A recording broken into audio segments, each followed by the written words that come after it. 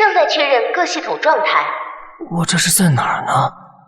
眼前黑漆漆的，身体也动不了啊。动力组正常，传感器组部分故障，能源线路部分故障，数据链接位发生未知原因中断。啊，对了，我好像是死了来着。尝试连接总部命令。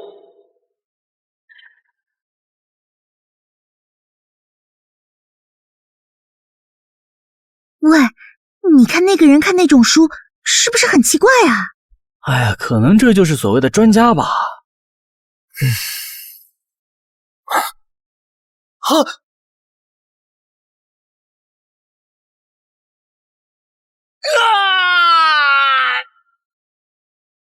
没错，我应该是遇到了空难。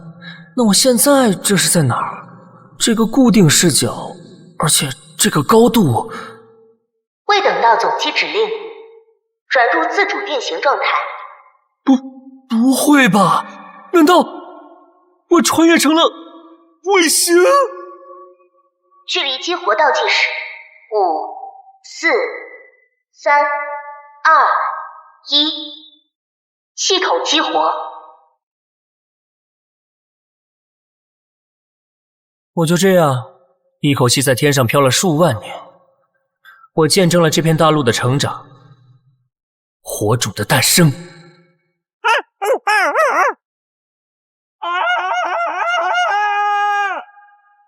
部落的建立，乃至早期的城邦，后来有了魔法，种族间互相厮杀。很快，这片大陆建立起了各种各样的王国，拥有各种各样的信仰，但很快却又一个接着一个变成废墟。难道他们的文明就这么消失了吗？不。我看到一种新的人形生物从废墟的各个角落繁衍起来。看呀，一条巨龙飞过去了。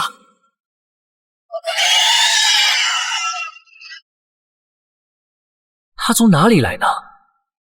又将去往何方呢？自此，我见证了无数的生命的诞生与死亡，意识已经渐渐模糊。难道终于结束了吗？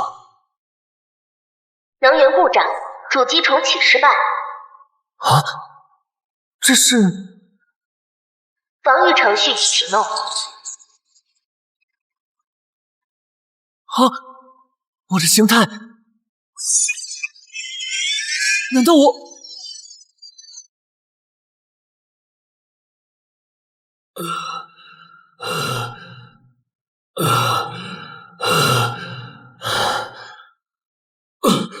这里是好冰冷的石壁。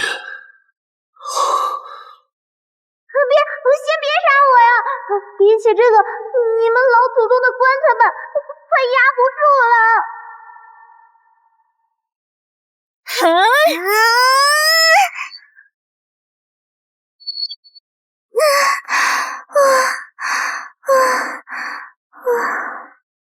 子爵大人，通道已经封死了，那些怪物短时间应该进不来。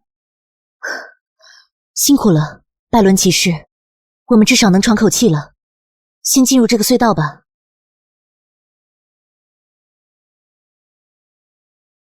和迪姑妈，这里便是塞西尔家族的祖先沉睡之地，千万不要做出失礼之事。这看上去已经很长时间没人进来过了啊。自从100年前那场几乎导致家族覆灭的叛乱之后，这个地方就被彻底封锁了。100年来，我们是第一批踏进这里的人。我们因为在生死关头才贸然闯入，先祖他会原谅我们吧？先进去吧。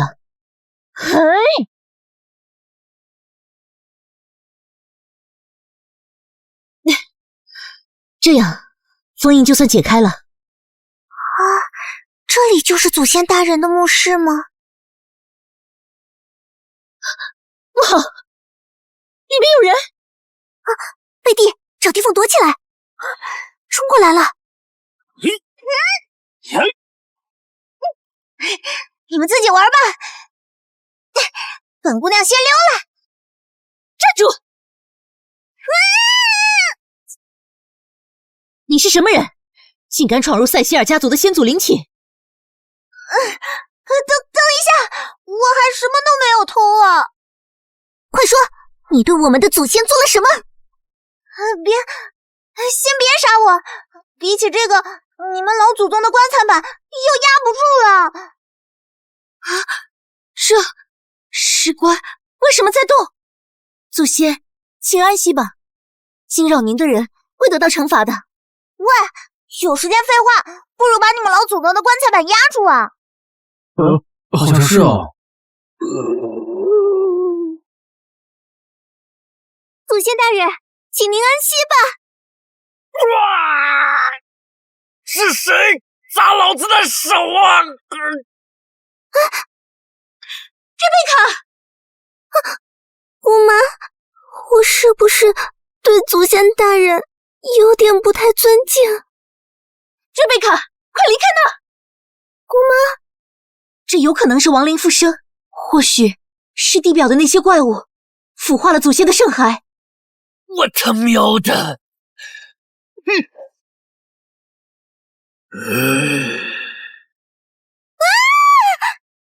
你看，我就说他诈尸了吧。下手可真狠啊！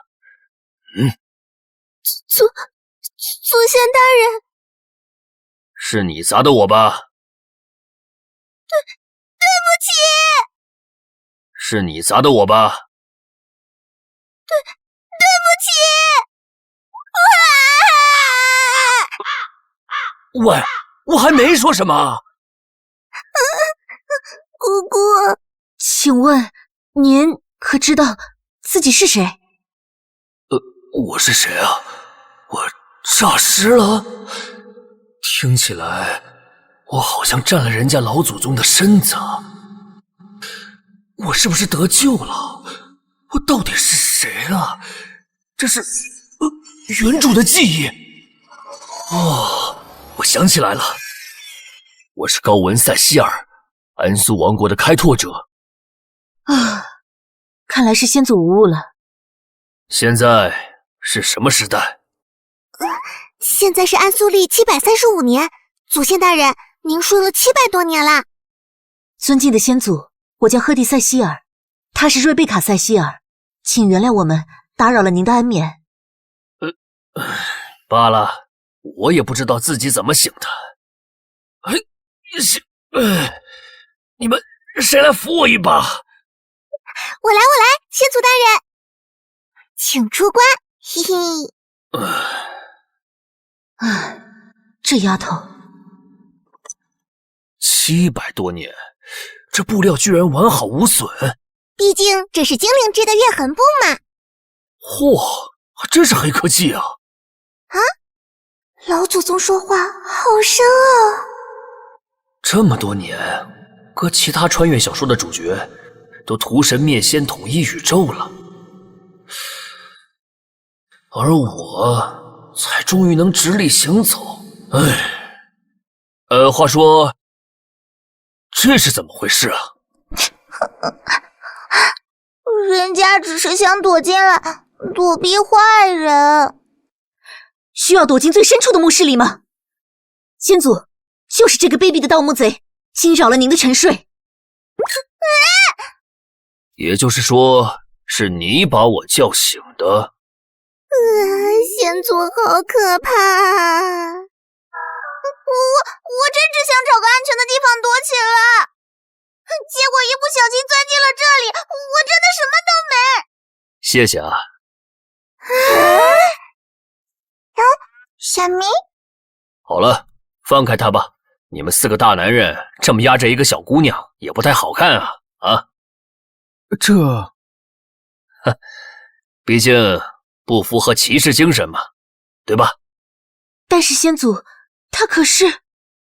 无碍，放了吧。我倒还想感谢他把我从沉睡中唤醒了呢。真的不追究我啦？前辈你说话算话哦。当然，你叫什么名字？琥珀，我的名字叫琥珀。哦，琥珀，嘿嘿嘿，倒是有些森林精灵的风格。祖先大人，其实我们现在遇到了巨大危险。是啊是啊，什么情况？是怪物突然袭击，我们节节败退。现在外面恐怕已经完全被那些家伙给占领了。我们在局势彻底崩盘之前，让菲利普骑士带着一部分士兵掩护平民进行了避难，但在第二批避难队伍出发前，那些怪物摧毁了吊桥。我们战到最后，不得已时才撤退到这里。祖先放心，我们没有辱没塞西尔家族的名誉。一醒来就是这么个烂摊子吗？既然怪物占领了外面，那出去就是死路一条啊。话说那些怪物到底是什么东西啊？我推测是某种恶魔的亚种，但恶魔已经很多年没出现过了，我不敢肯定。祖先大人，难道以您的力量也没法解决外面的怪物吗？我？您可是北方大陆最强骑士，开拓时代最伟大的英雄。15岁成为当年最年轻的开拓骑士，安苏立国之后成为王国7将军之一。在古代刚铎帝国被混沌魔潮吞噬时，镇守南部边疆。抵御了大大小小10几次来自黑暗魔潮的反扑，未尝一败。最终在一次对抗黑暗魔潮的战役里消耗过大，无奈一劫而亡。看来附身到一个不得了的人的身上了。祖先大人，我等誓死追随。一路打出去是不太现实。我沉睡了太久，不一定能发挥出多少实力。而且我们也不确定外面的怪物强到什么程度。所以最好的办法是找一条路绕开那些怪物，跑到安全的地方。但线路基本都被封死了。放心吧，这地下有一个秘密隧道，它的入口就在城堡下方。那还等什么呀？咱们去找隧道吧。祖先大人，麻烦您带路。太好了，有救了！但是有个问题，我也不知道从墓穴到隧道的路。您住了这么久都不知道这里的路吗？但是我死了好吗？你死了之后能知道自己的坟长什么样吗？有道理哦。现在原路返回确实死路一条。怪物占领了城堡的中庭和先祖墓穴的入口，危险万分，我们需找到别的路。700年了，这城堡恐怕也不是当年的结构了吧？城堡的基础没动过，那个入口应该还在原地。那就好办了。剑借我用一下。是。有2个通道可以进隧道，但需要从地面走，所以行不通。这里居然这么复杂啊！边疆之地不太平，10天半个月就是一场战役，必须考虑撤离和补给。所以这里是按照要塞标准建造的，暗道和夹层必不可少。这些应该都是塞西尔家族代代相传的知识才对啊！你对此竟一无所知？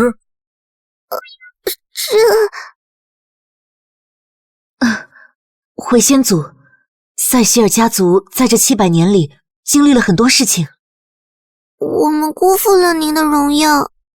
好吧，我知道了。等离开这里之后，我们再详谈。现在当务之急是找到从陵墓前往暗道的路。是走这里吗？不太像哎。而且好多暗门啊！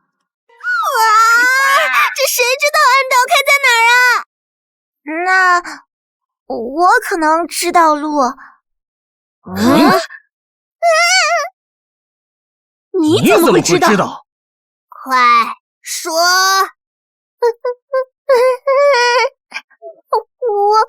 我就是从那边钻进来的。而且方向差不多，我猜那就是暗道了。很好，那你来带路吧。先祖，您是不是太随意了点？只要你们不再追究我挖过你们家祖坟的事就好。好你个小贼，还挺敢捅词儿啊！哼，还想不想出去了？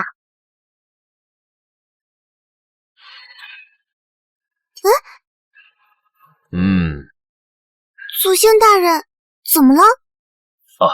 没什么，就是觉得我也该带把武器，还是他吧。祖先大人，好久不见了，老伙计。这就是那把传说中的安苏开拓者之剑。开拓者之剑？哼，一把比较锋利的剑而已。毕竟里面的魔力也已经一散一空，重新充能还不知道需要多久。我还有一面从不离身的盾牌，难道没跟我一块下葬吗？我那么大一面盾牌怎么没了？先祖，是我们辜负了您的眷顾。此盾100年前被取出，随后遗失在战场上了。败家玩意儿！万幸还没丧心病狂到开棺夺剑凑个套装啊！贝蒂，安全了，出来吧！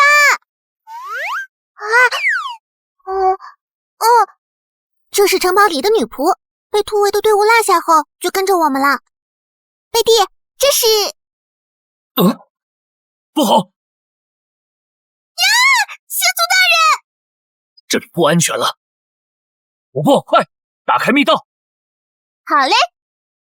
优秀的潜行记忆大师，暗影力量专业人士，挖坟掘墓爱好者琥珀小姐有一句至理名言：路就在那里，门只是一个虚无缥缈的装饰品罢了。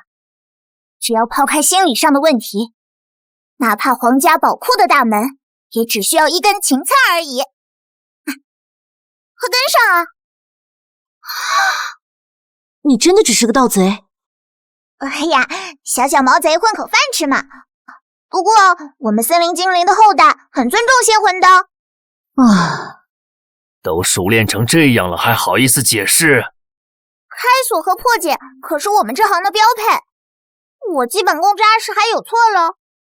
这家伙有古怪。琥珀，你是在谢尔岭的领民吗？我在这地方住了好几年，但我又没交过税。按规矩要交税3年以上的才算领民。那你说我算不算？你的情况有点特殊，没有申请就不算吧。那你问我这个干嘛？因为我是领主，有义务保护领民啊。呀，尊敬的领主大人，我现在改口还来得及吗？来不及喽。哼，小气。虽然一醒来就是这么个烂摊子，但重新为人的感觉还是比之前那个鬼状态好多了。你想问什么就说吧。是先祖大人。其实我还是不太敢相信您是先祖大人。死去700多年的人突然复活，确实有点匪夷所思。总之就是想确认一下我的真假吧。请原谅我的疑虑，虽然听过一些复生的手段和传说，但是亲眼见证又是另一回事了。说实话，我也不知道怎么回事。或许是在开拓时代接受了元素祝福，从而改变了我的体质。原来是这样吗？先祖大人。是气流，是前方传来的，还夹杂着魔素反应。前面应该是陵墓区域的尽头了。全体提高警惕，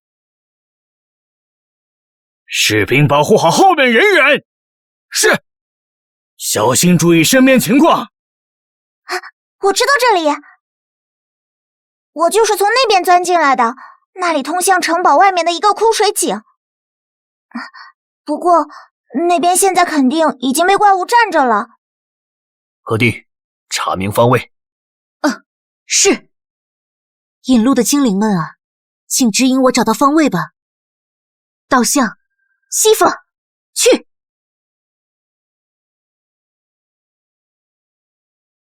在那边吗？大家跟……不好！师祖，小心啊！真是的，能人把话说完啊！这些拆家的混蛋！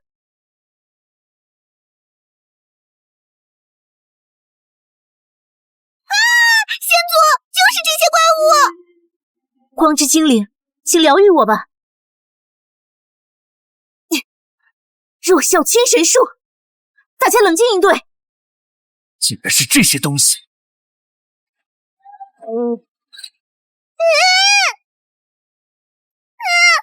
还年轻不想死啊！躲到我背后去！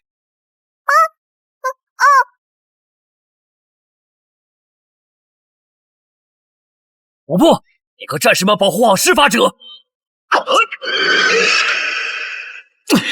伤害不足啊！我就是畸变体吗？700年前的元神能以一挡百，就不信解决不了你们！去死！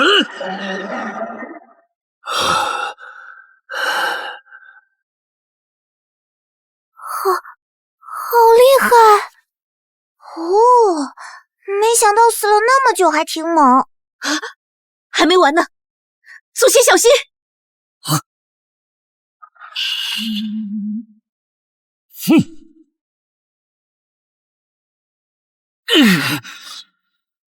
该死！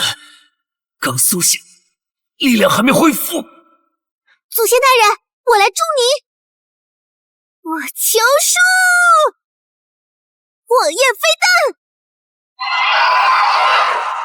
干得好！好机会，我们上！先去崩拜伦，他倒下我们就麻烦了。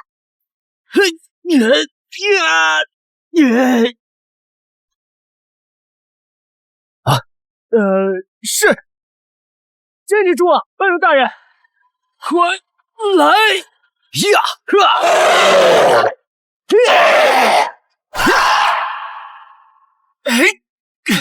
还行，身体的掌控能力逐渐提高了。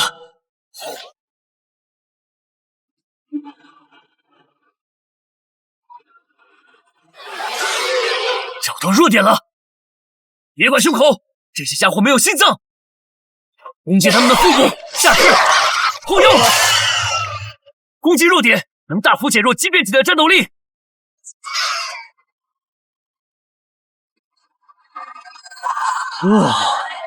好，我们去牵制住他，我来攻击弱点。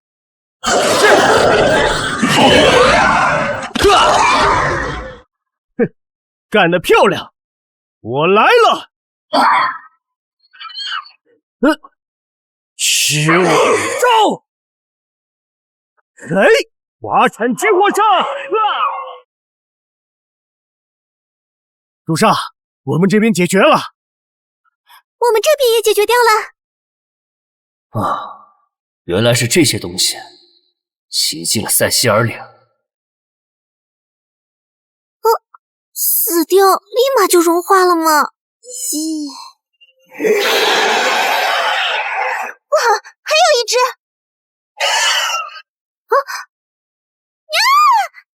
小心，是真的！去死吧你！哼，戳菊花嘛，我也擅长哦。嘿嘿嘿。喂，祖先大人说的是后腰，不是菊花。切，一点幽默感都没有。先祖，您知道这些怪物的来历？当年我们主要对付的就是那些东西。你们对以前的历史了解吗？了解，我们有学哦。700年前的黑暗魔潮摧毁了刚铎帝国，后来幸存者们第二次开拓，而您就是当年最著名的开拓骑士。历史学的不错，没想到还能再碰到他们。啊，您是说？没错，他们诞生于魔朝中，见人便杀。后来与其说是开拓，倒不如说是逃亡。即便后来在大陆边缘建立新国度，他们依旧频繁来袭。安苏立国10年里，我天天都在跟他们打交道。咦，那安苏立国10年后呢？那些怪物就没再出现了吗？哼，傻孩子，那之后你祖宗我就挂了啊。也就是说，塞西尔岭的怪物和700年前是一样的。几百年来你们没见到过？确实没有，最近的记录已经是600年前了。据说，那些魔物持续骚扰了安苏很长时间，但自从在精灵的协助下建造了哨兵之塔之后，那些怪物就彻底成了个传说。哨兵之塔吗？精灵建造的东西确实靠谱啊。这种怪物再度出现，我们还是尽快上报国王，向王室求助吧。放心吧，以我族的地位和影响力，圣苏尼尔城应该会不遗余力帮我们重建领地。先祖大人，其实我之前就想告诉您了，只是什么？塞西尔家族的荣光已经不复当年，如今瑞贝卡也仅仅是个子爵。我不是获得了世袭公爵爵位吗？你们是刺王杀驾，还是举兵谋反了啊？先祖息怒，700年了，如今早已是第2王朝，而我们也是背负污名，被王室放逐之人了。100年前，安苏国王病故，局势混乱，最终在安苏635年展开了史称雾月动乱，塞西尔家族也被卷入其中，而这一切都是格鲁曼的阴谋。当时他没继承家族大权，便把主意打到了先祖您身上。我想起来了，就是他丫的拿了我的盾吧？是的，先祖大人。那他拿走我的盾干嘛了？他软禁了家族领导，随后取走了您的圣物，以塞西尔继承人的名义宣布支持托许亲王。没多久，托许亲王被刺身亡，格鲁曼又联合北方大公，将国王所谓的私生子推上了舞台，并在安苏636年的雾月结束了这场内战。在那之后，就是安苏第2王朝了。当然，整个事件现在被定为了敏感话题。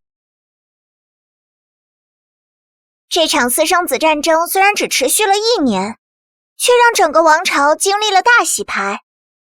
内战牵连的家族众多，而新主急需整肃秩序，老贵族的力量又不可或缺，因此就逃过一劫。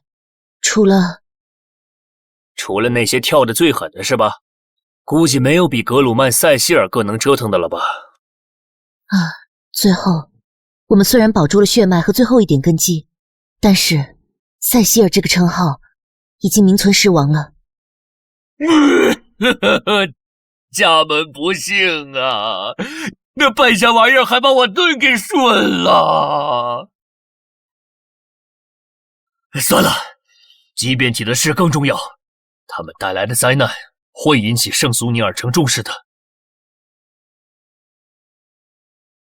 到了，是出口。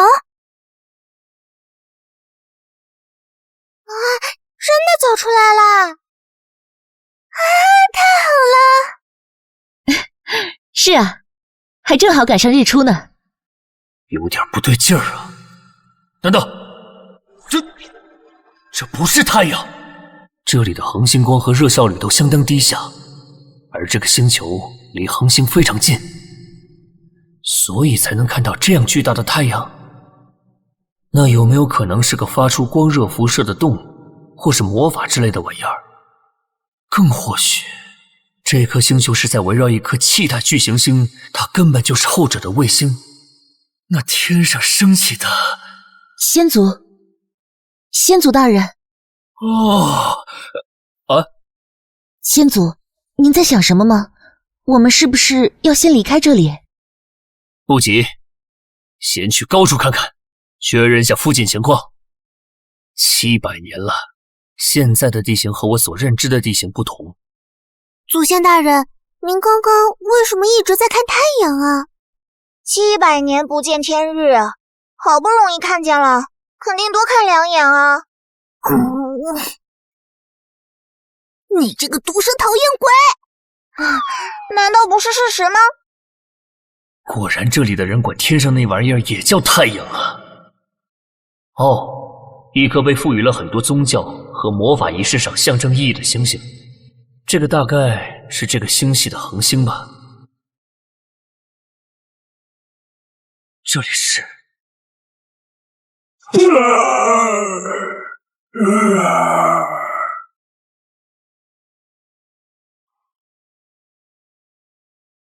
家族的领地被魔潮腐化后就是这个样子。当年刚铎帝国由内而外都是这副模样。阴影之神在上，咱们之前一直被这些玩意儿包围着。那还有救吗？可惜没救了。他们群体共鸣所引发的元素侵染是不可逆的，即使消灭了畸变体，这片土地上的污染也会持续很长时间。会持续多久呢？现在人类文明重返刚铎帝国的土地了吗？那里仍然是生命禁区，宏伟屏障另一侧无人敢涉足。那看来腐化至少也得持续700年。先祖大人，怎么了？您就不生气吗？这可是塞西尔家族的最后一块领地了。怕什么？塞西尔家族的每一寸土地与财富，都是我从零开始建设起来的。而且现在沉溺于这些事情，也于事无补。领地没有了就没有了，大不了重新找地方拓荒去。婆婆妈妈有什么用？哇！不愧是传奇级别的老祖宗。不过现今所有土地都被瓜分，无主之地基本上都是禁区，上哪开荒去啊？好了，这里没什么好看的了，咱们要先找到城镇，再想办法跟当初突围的人会合。我听说是一个叫菲利普的骑士带着人突围的，你们当初商量会合地点了吗？商定的是北部的坦桑镇。如果坦桑也被怪物袭击了，就沿着王国大道继续往北。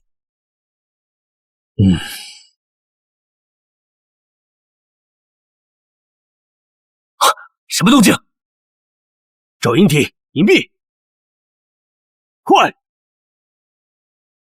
这边！妈耶！龙！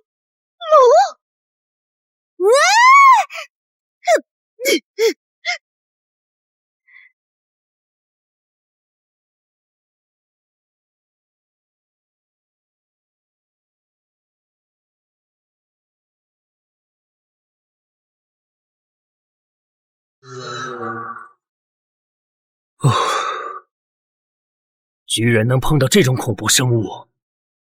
他不会回头吧？有龙！先祖啊，我看见龙了！不用你说，我也看见了。它还会喷火！被魔潮肆虐一遍，又被龙炎焚烧一遍。唉，这片地方彻底要不得了。我的天呀！我还以为龙只会出现在传说里。大人，您曾与龙打过交道吗？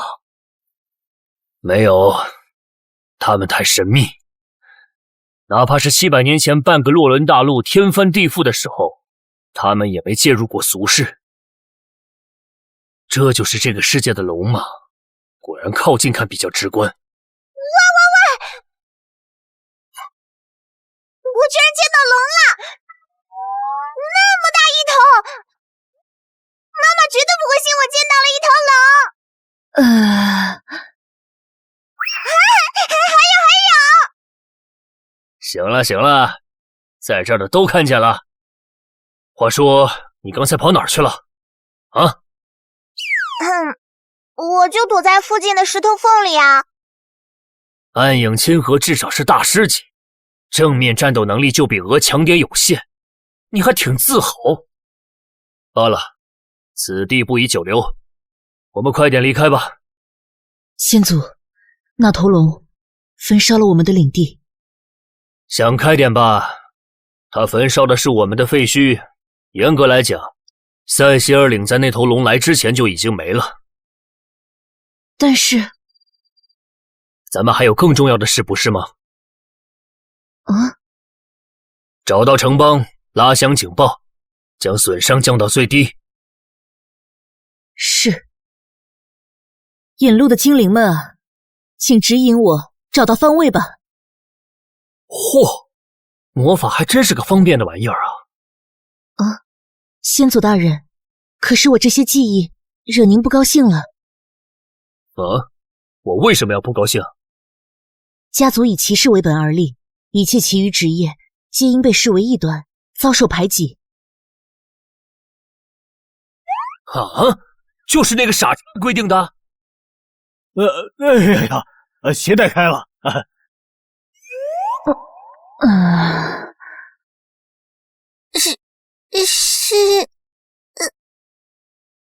是您。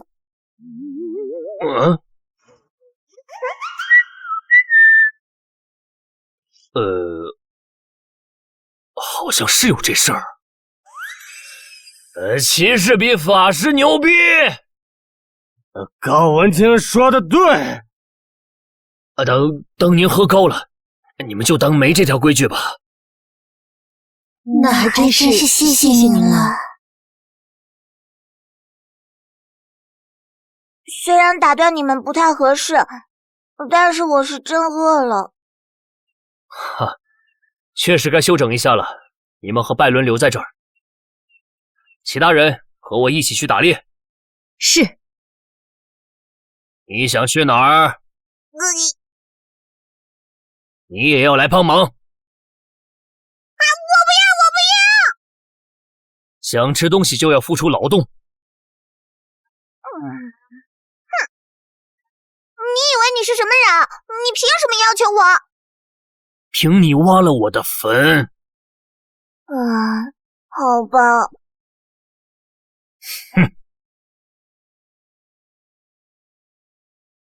姑妈，我有个疑问一直憋在心里。什么事？您觉得，直说吧，没事儿。姑妈，您觉得先祖他真的复活了吗？你是怀疑先祖，还是怀疑先祖复活？主要是这件事着实有点难以置信。其实我也一样，但事实就摆在面前。还记得每一个魔法学徒都要学的第一课吗？不是什么理论知识和魔法公式，而是一句格言：真实或许与常识背道而驰，但真实永远都是真实。这句话用在魔法之外的领域也一样成立。不管先祖从长眠中复苏的原因是什么，但复活一事确实是个事实。我懂了，姑妈。我们回来啦！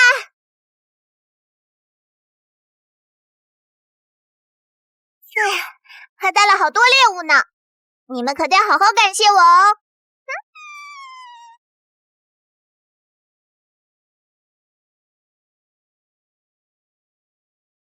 还说自己不会打猎，你这手艺简直跟泰莫林的灰精灵一样了。你这段子少说也得有几百年了吧？现在的灰精灵早就不打猎，只搞药材进出口了。而且我从小就在人类社会生活，是一个老盗贼把我养大的。那你这手艺……虽然我不会打猎，但我会偷鸡呀。哈哈。我这手艺都是那时候学的。切，真是粗俗不堪。是，我当然比不过你们这些住在城堡里、堂而皇之从领民口袋里掏钱的贵族喽。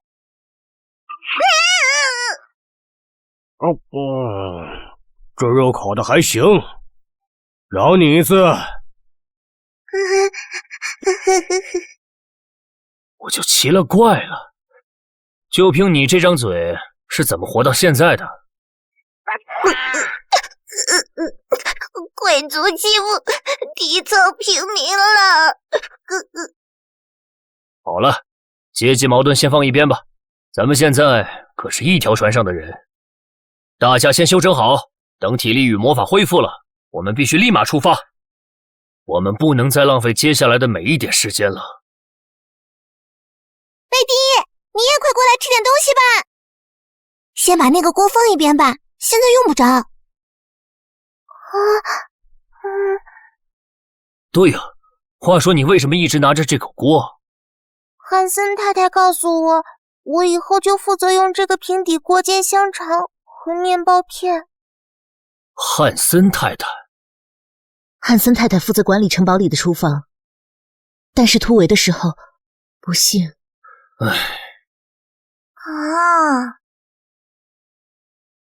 放心吧。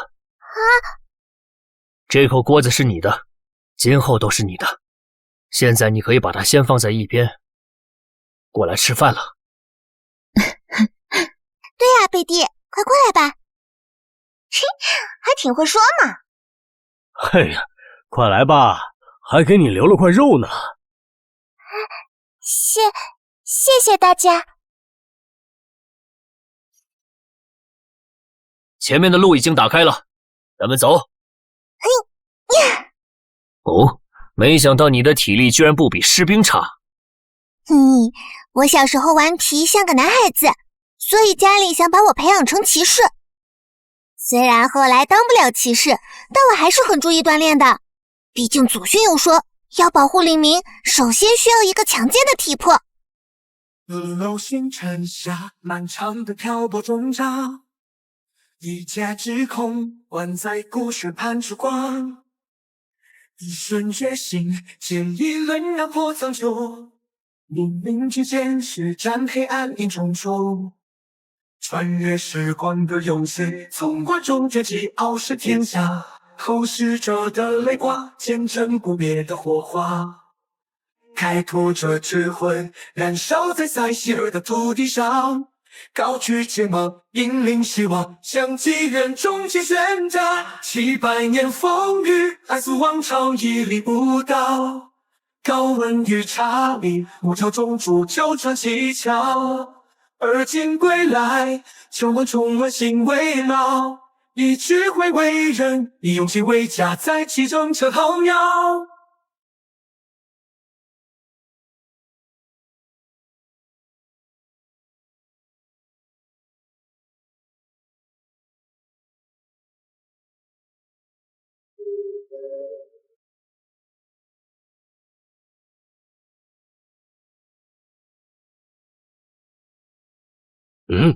大家小心，这片林子的深处可能会有些魔物，让我来探一下。前方阴影元素附近，林地中心应该存在天然的魔力焦点，不过应该是很弱的那种。肯定弱啊！你看，周围植物都没有明显的变异，说明这里的元素富集程度，甚至连花花草草都影响不了。保持戒备比较好。好的。哦，看样子你们很懂啊。在修整我父亲之前，拜伦叔叔曾经当过佣兵的。都是过去了，小姐。嗨，一脸沧桑的样，谁还没点过去？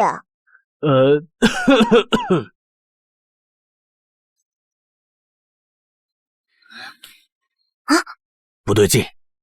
你们觉不觉得现在气温有点低得过头了？真理之光啊，请点亮我心中的迷茫，驱散世间的伪装吧。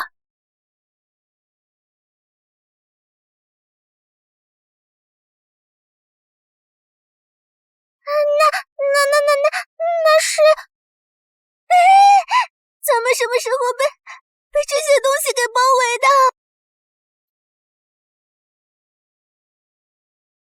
夜灵迷雾，该死！这里怎么会有这种东西？先别急，不要打草惊蛇，仔细观察后再动手。在那边，去死！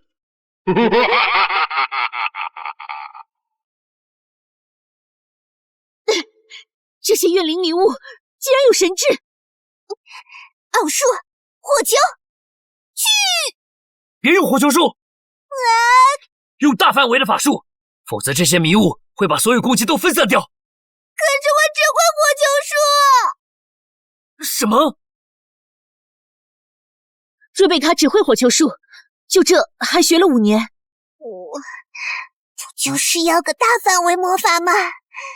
超奥义巨型奥数火焰弹！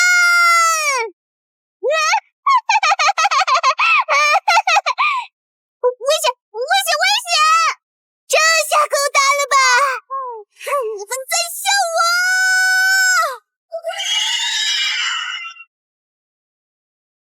有效，时间赛。怎么了？什么情况？杀了我！杀了我！你没事吧？按住他！杀了我！杀了我呀！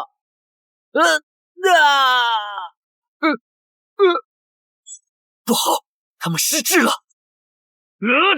心智威慑！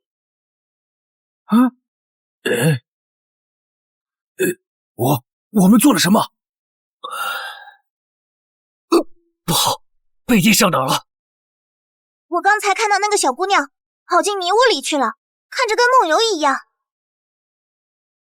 这片怨灵迷雾的情况怎么会这么奇怪？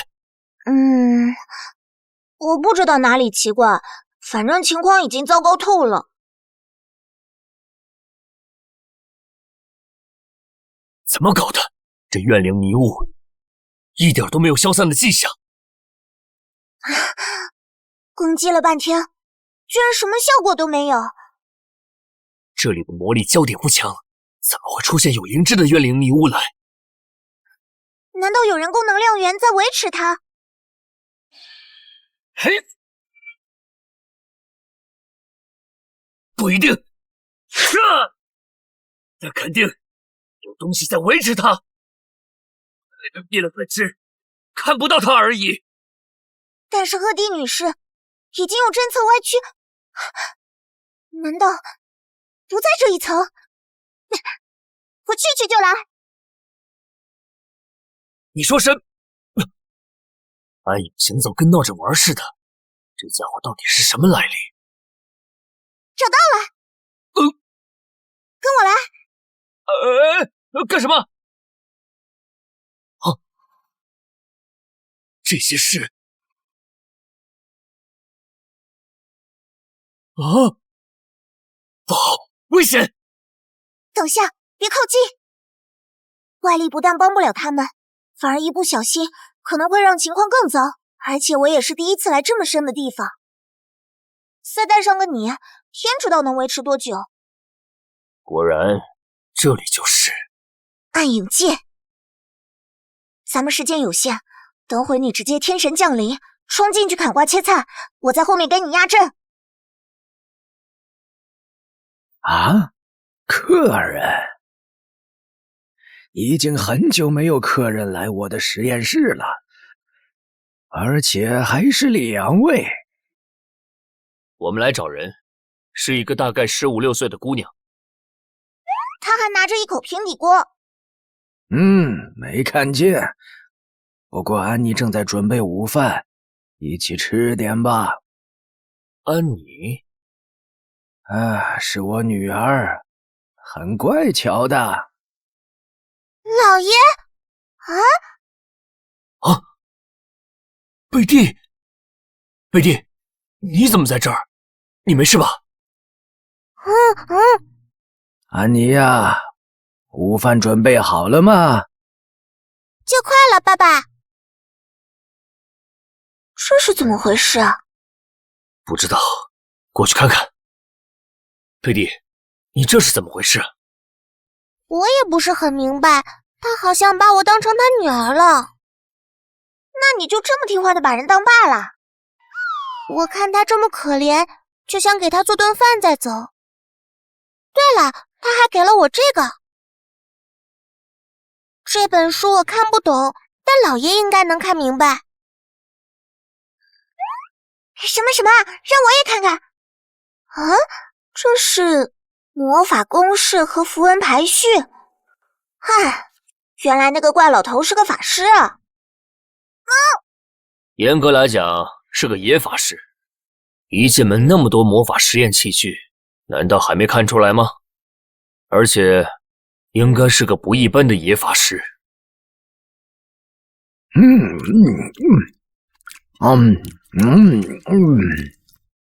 好胃口啊。那么你在这里多久了？离开秘法会的第2年，我就定居在这里了。你曾经是秘法会的成员，我还以为你一直是个野法师。我擅长计算和推理，但缺乏将其转化为法术模型的能力。换句话说，我的施法水平永远都在初阶。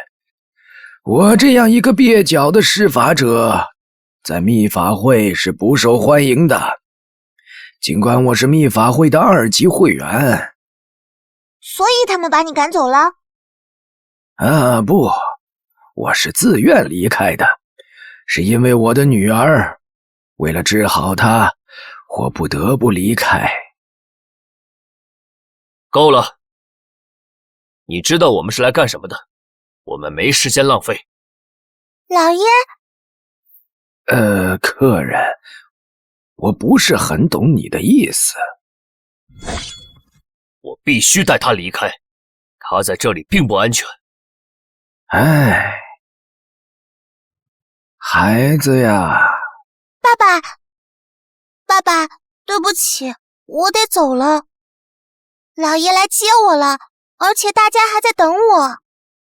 我明白了，那你要记得按时吃饭，要按时睡觉，要记得爸爸的叮嘱，不要忘了。要记得爸爸，不要忘了爸爸。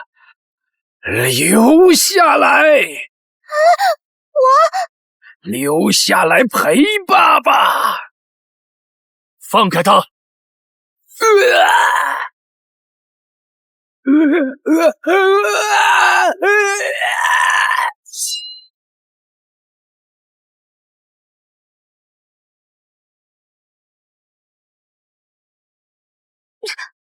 什么情况？这个房子要塌了，快走！是。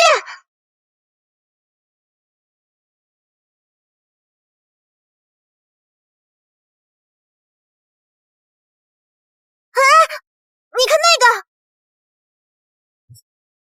这法阵是书里记载的那个，这大概就是那个野法师这辈子的最高成就了。大概也正是这个阵法出了问题，才导致他沦落到这个局面。这是漩涡，危险！我该走了。好。这里的怨灵怎么突然消散了？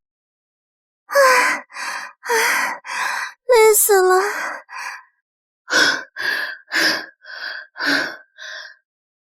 怨灵的消散，可能和先祖的离开有关。没事吧？先祖！先祖大人，我们赢了！您平安无事，真是太好了。还有我们呢。啊，这个盗贼原来没有逃跑吗？我可是在暗影界里面九死一生才把你们救下来的，好不好？你这个胸大无脑的老女人！住口！无礼的家伙，你竟敢冒犯贵族！哼，拿来打一架呀！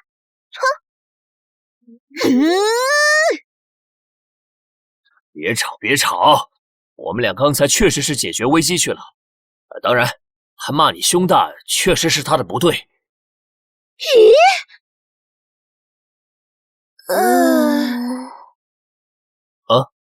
我说错什么了吗？就这么一个褒义词，还被您给否了。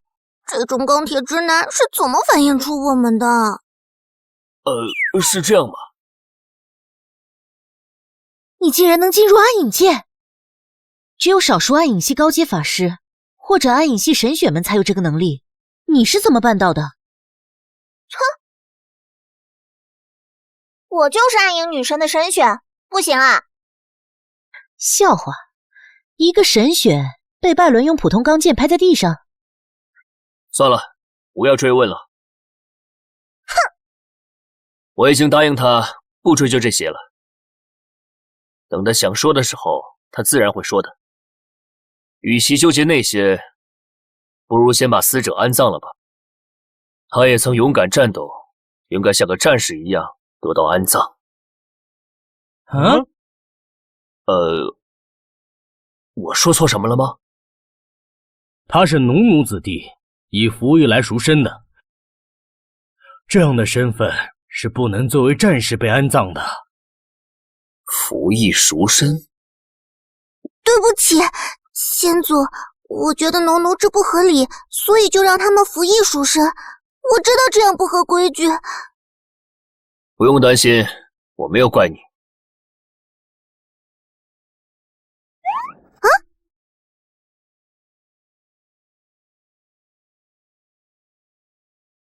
你是位合格的战士，请安息吧。哇，这金币至少值半个庄园哎！现在有人赎却他灵魂的债务了，安葬他。可是按照规矩，我就是规矩。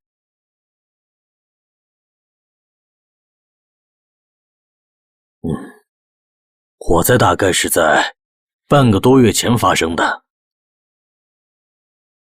那我们在黑暗界中见到的，应该是倒影。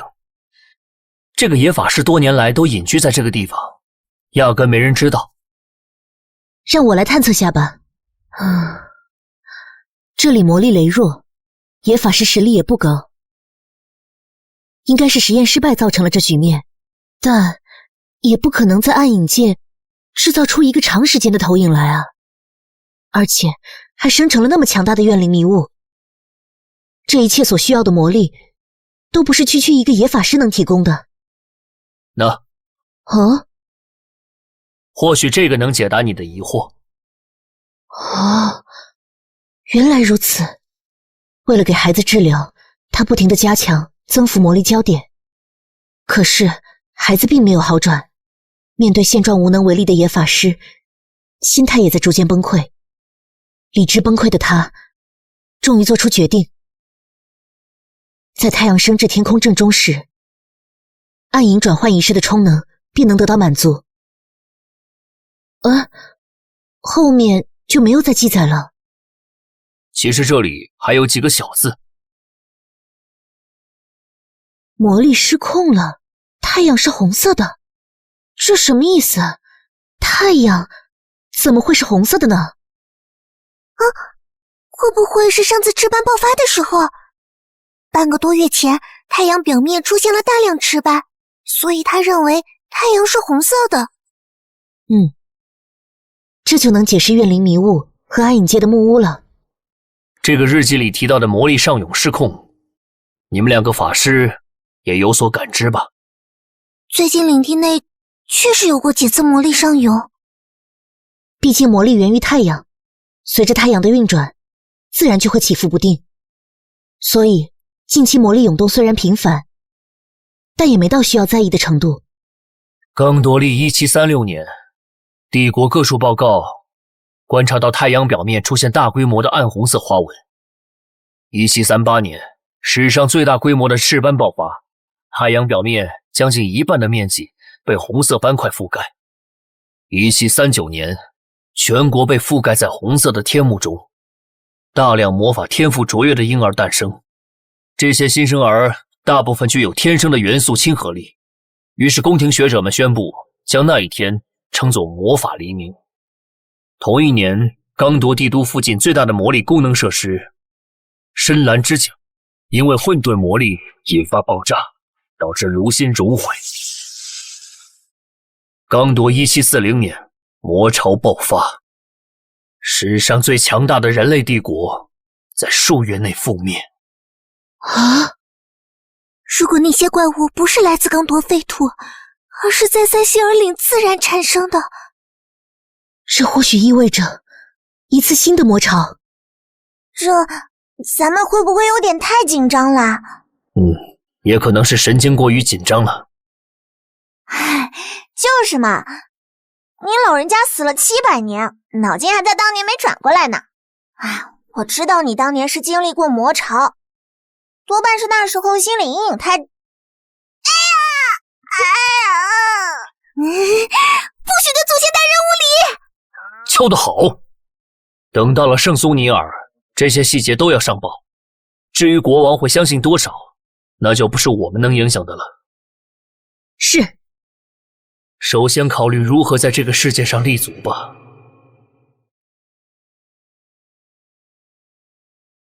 有钱就是好使啊，这种地方都能找到马车。我们这是要去哪里？是距离塞西尔岭最近的镇子，是坦桑镇。坦桑镇？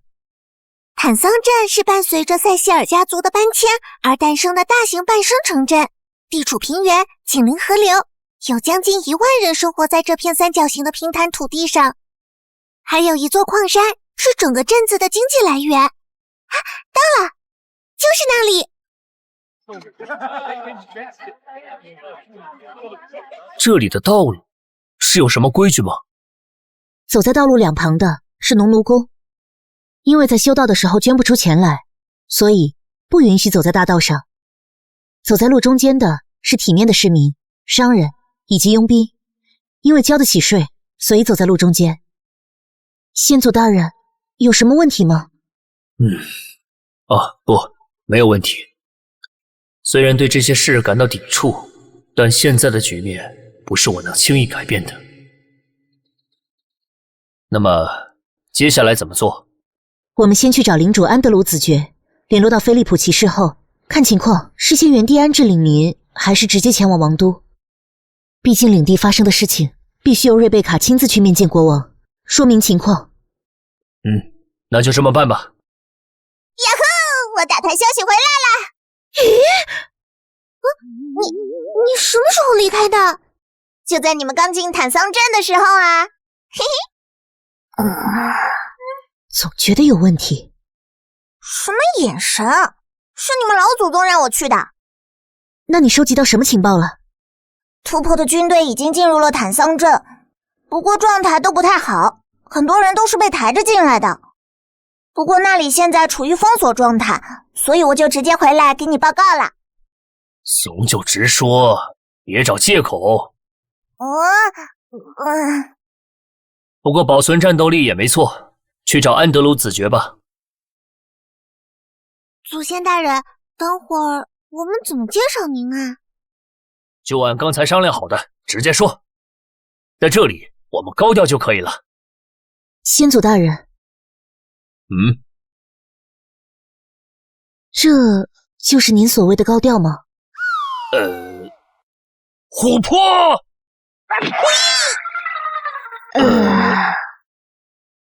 先祖，咱们还是别那么高调了吧？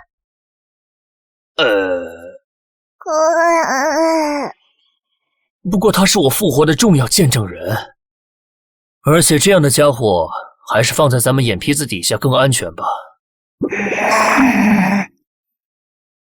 不好意思，久等了。哦，美丽的小姐们，我真为我的迟到感到抱歉。发生在塞西尔领地的噩耗已经传遍我的领地，使我感到痛心疾首。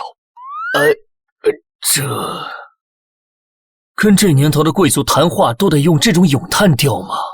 祖先大人，您当年的贵族不是这样吗？当然不是了。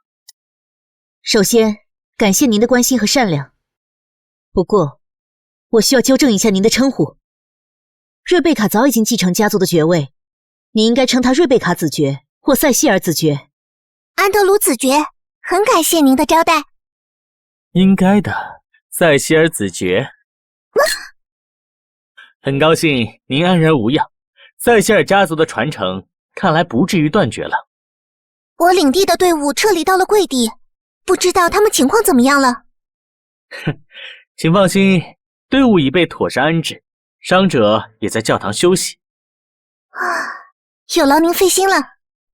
塞西尔家族会感谢你的帮助的，不过眼下更重要的还是这场灾难本身。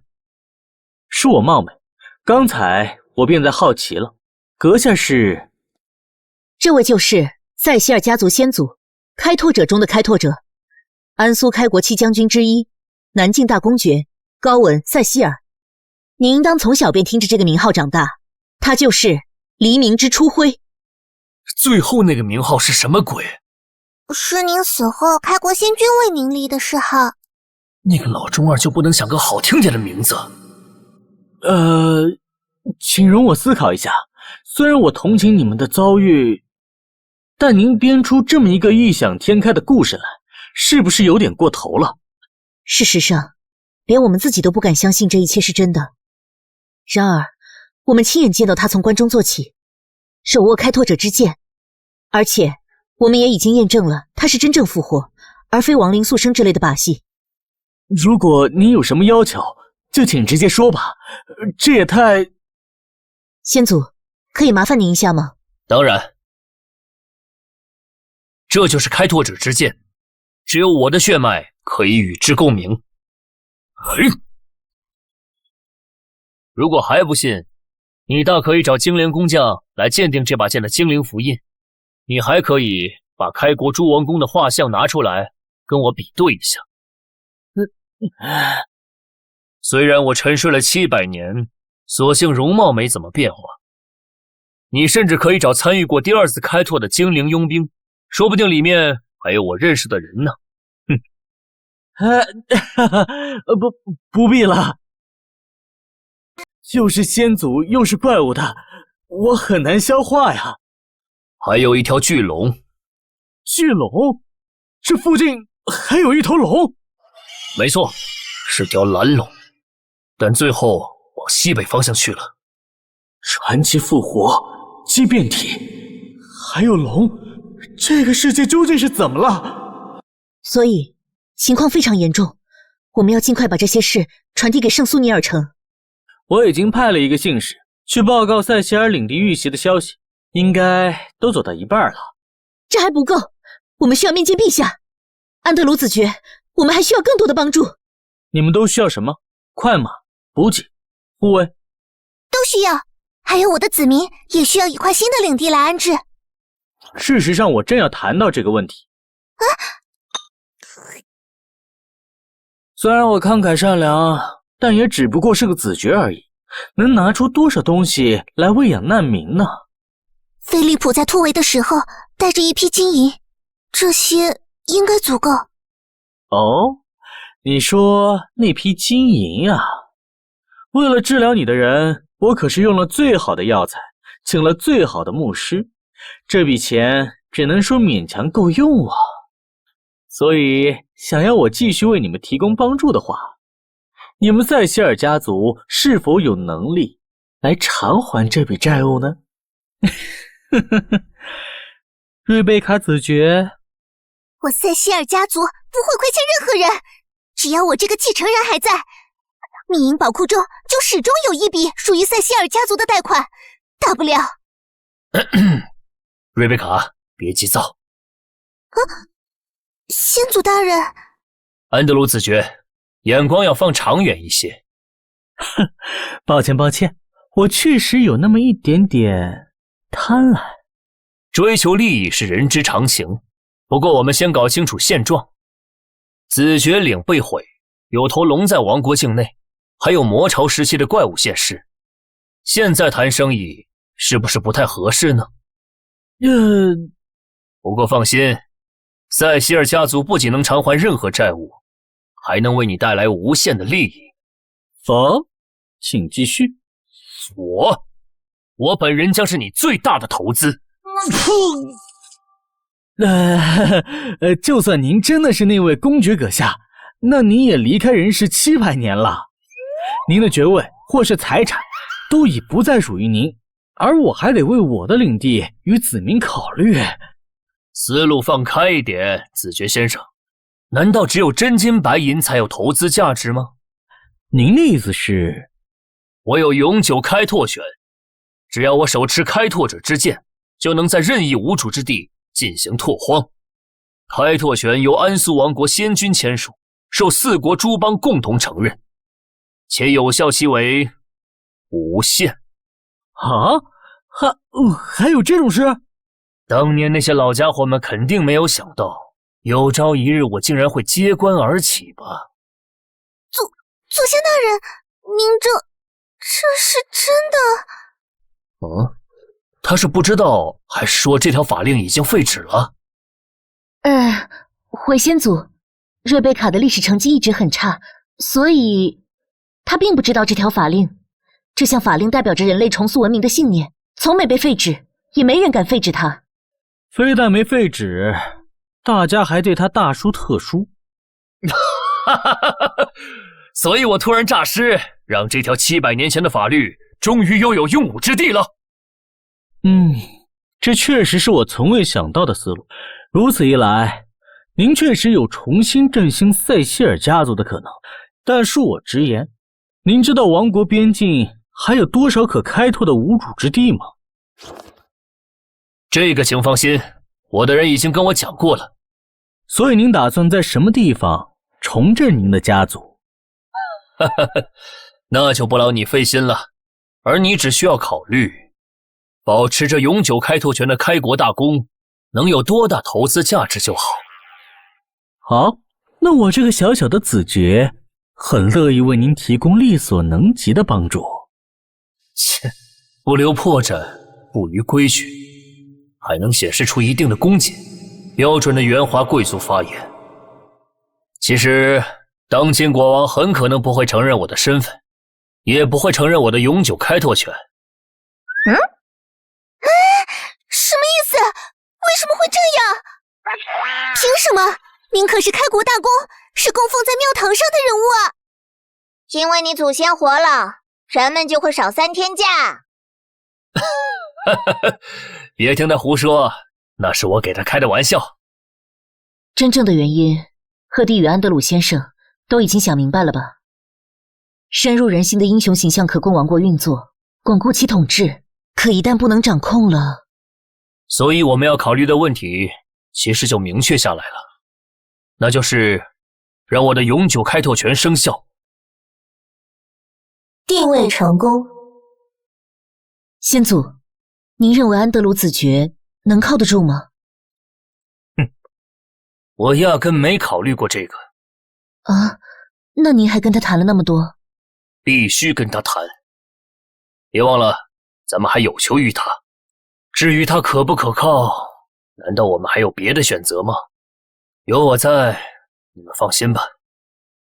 可是，先祖，您怎么觉得他一定会帮忙呢？管得要死。因为他不想赔钱啊，居然接纳了难民。自然是要从你们塞西尔家族里收取回报的，不然他完全可以紧闭城门，让那些难民自生自灭，金币可比法律有用的多。你一个盗贼，怎么懂这么多？这很高深吗？子爵大人，你还得多多学习啊！你，哼，有本事你搓个寒冰剑呢！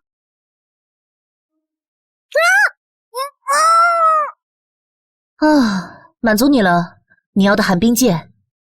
老爷，菲利普骑士来了。领主大人，夫人，你安然无恙，真是太好了。瑞贝卡子爵，菲利普骑士，这次突围辛苦你了。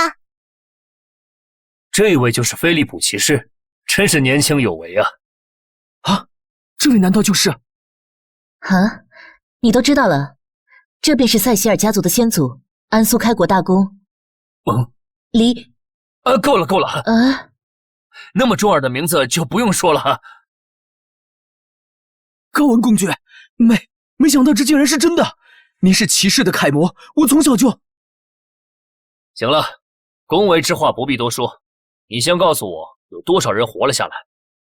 突围后还遇到了很多艰难险阻，成功活下来的不足900。具体是多少？都是些什么人？873人，其中有16名士兵，30名民兵，其余皆是平民。竟如此惨烈，真是辛苦你了。塞西尔先祖复活，巨龙，一定要马上告知国王陛下，把这封信亲手交给国王陛下，要赶在塞西尔家族之前。另外，把属于塞西尔家族的金银原样送回去。是，我这就去办。这位公爵大人似乎有点本事，还是不要得罪的好。可别让我失望啊，公爵大人。挂在天上的到底是什么？或者他们的制造者会有什么样的目的？我说大半夜的，你对着天空发什么呆啊？那你大半夜的不睡觉，摸到我阳台干什么呢？夜晚是我的天下，我想去哪儿就去哪儿。怎么？难道你一个堂堂大英雄，还怕鬼不成？嘿，你这白天看太阳，晚上看星星的，是在想什么呢？琥珀，你觉得天上有什么？天上不就是太阳星星了？难道真有众神的宫殿？我对他们可没什么兴趣。我信仰的暗夜女神，身处无星之夜的最深处，每天只要闭上眼睛祈祷一下，就算是敬神啦。你有没有听说过，人死后灵魂会回到天上，而每一颗星辰其实都是一颗仙人的灵魂？难道你当你死了之后就原地升天啦？去，无聊瞎说的，人死了就什么都不知道了。去，无聊的老年人。你再说一遍试试。大英雄饶命啊！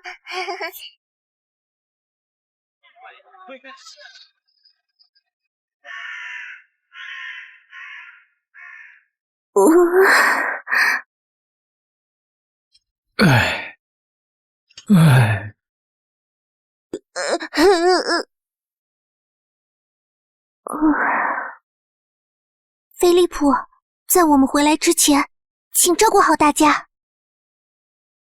以我的誓言向您保证，我会为您守护好塞西尔家的每一个子民和财产。放心，安德鲁子爵会提供必要的帮助。你把腿脚灵便、脑瓜好使的都派出去，不用另惜钱财。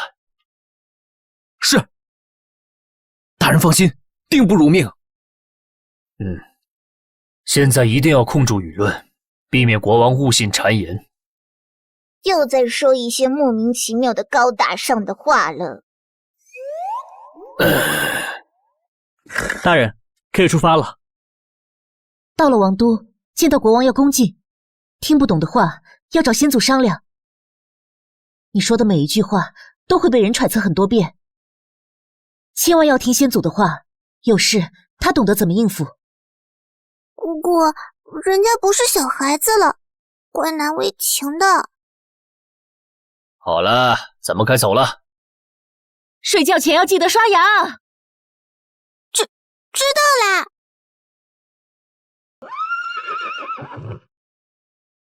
咱们走了多久了？魏主上，离开领地大约刚有30-40公里吧。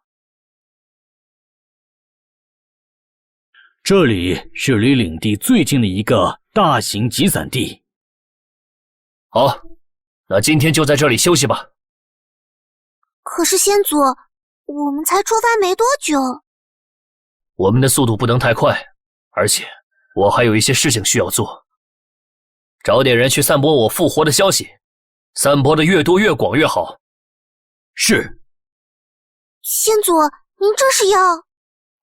我要让塞西尔先祖复活这件事尽可能的传扬开，传扬的越广越好，要人尽皆知，成为所有人的饭后谈资，甚至可以传扬成那位传奇的开国大公是在怪物袭击王国的时候苏醒的。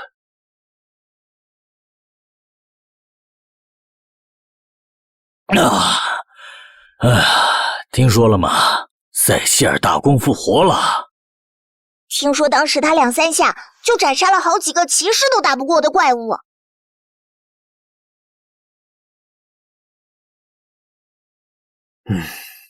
虽然是10年前的卫星视图，但是对于这个节奏缓慢的世界而言，用起来倒是完全没有问题呢。看来那个计划应该完全没有问题。哟，我搞定了！又在看这个东西啊？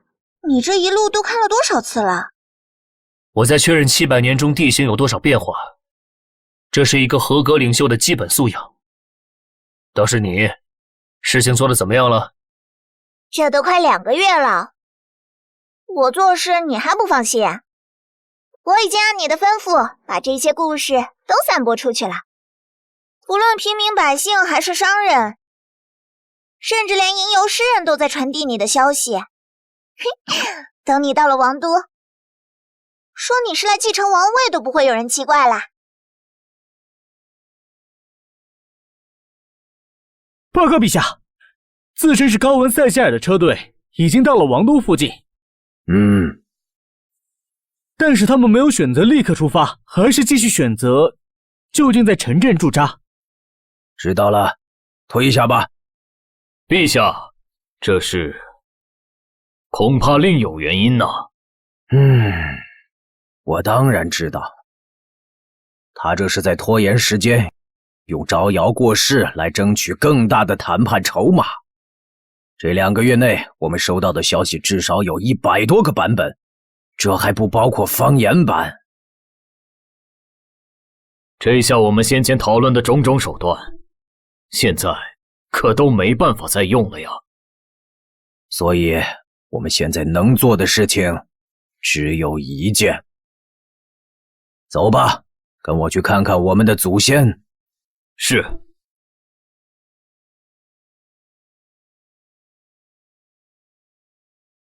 进城的不是那个17岁的塞西尔子爵，而是南境大公。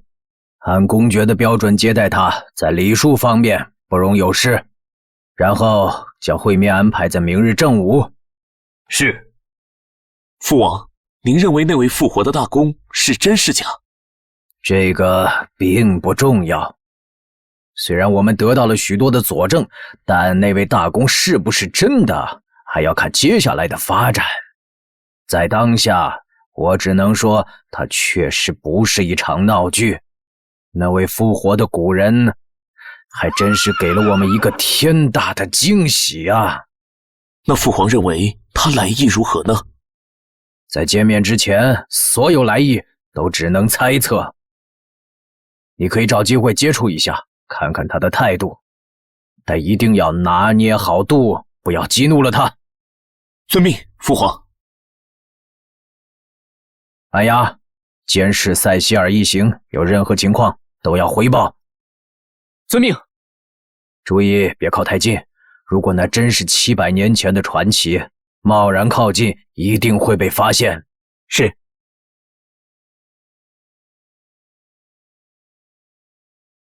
陛下已为您在白银堡安排了休整事宜，并在明日正午与您会面。我还以为国王陛下会迫不及待地见到我呢，毕竟一个从棺材里蹦出来的人可不是那么容易见到的。因为陛下考虑到诸位车马劳顿，所以将会面时间安排到了明日。原来是这样啊！是的。那便感谢陛下的好意了。不过陛下的白银堡，我可住不惯。那您还是住在自己家里舒服啊。只是不知道皇冠街4号是不是已经被你们拆了呀？皇冠街4号倒确实还在，不过已经完全翻新了很多次。那是自然，毕竟一座宅院肯定不如城堡结实。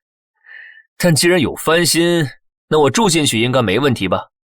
当然，可是我知道宅子已经被收归王室了，但近100年也确实没人住进去过吧？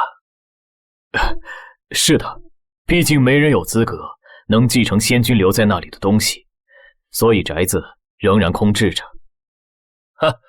既然无人继承，那我回自己家住一晚，没问题吧？当然可以。那我这边带路。不用了，自己家的路我还是记着的。祖先大人，咱们今天为什么不在皇宫里住啊？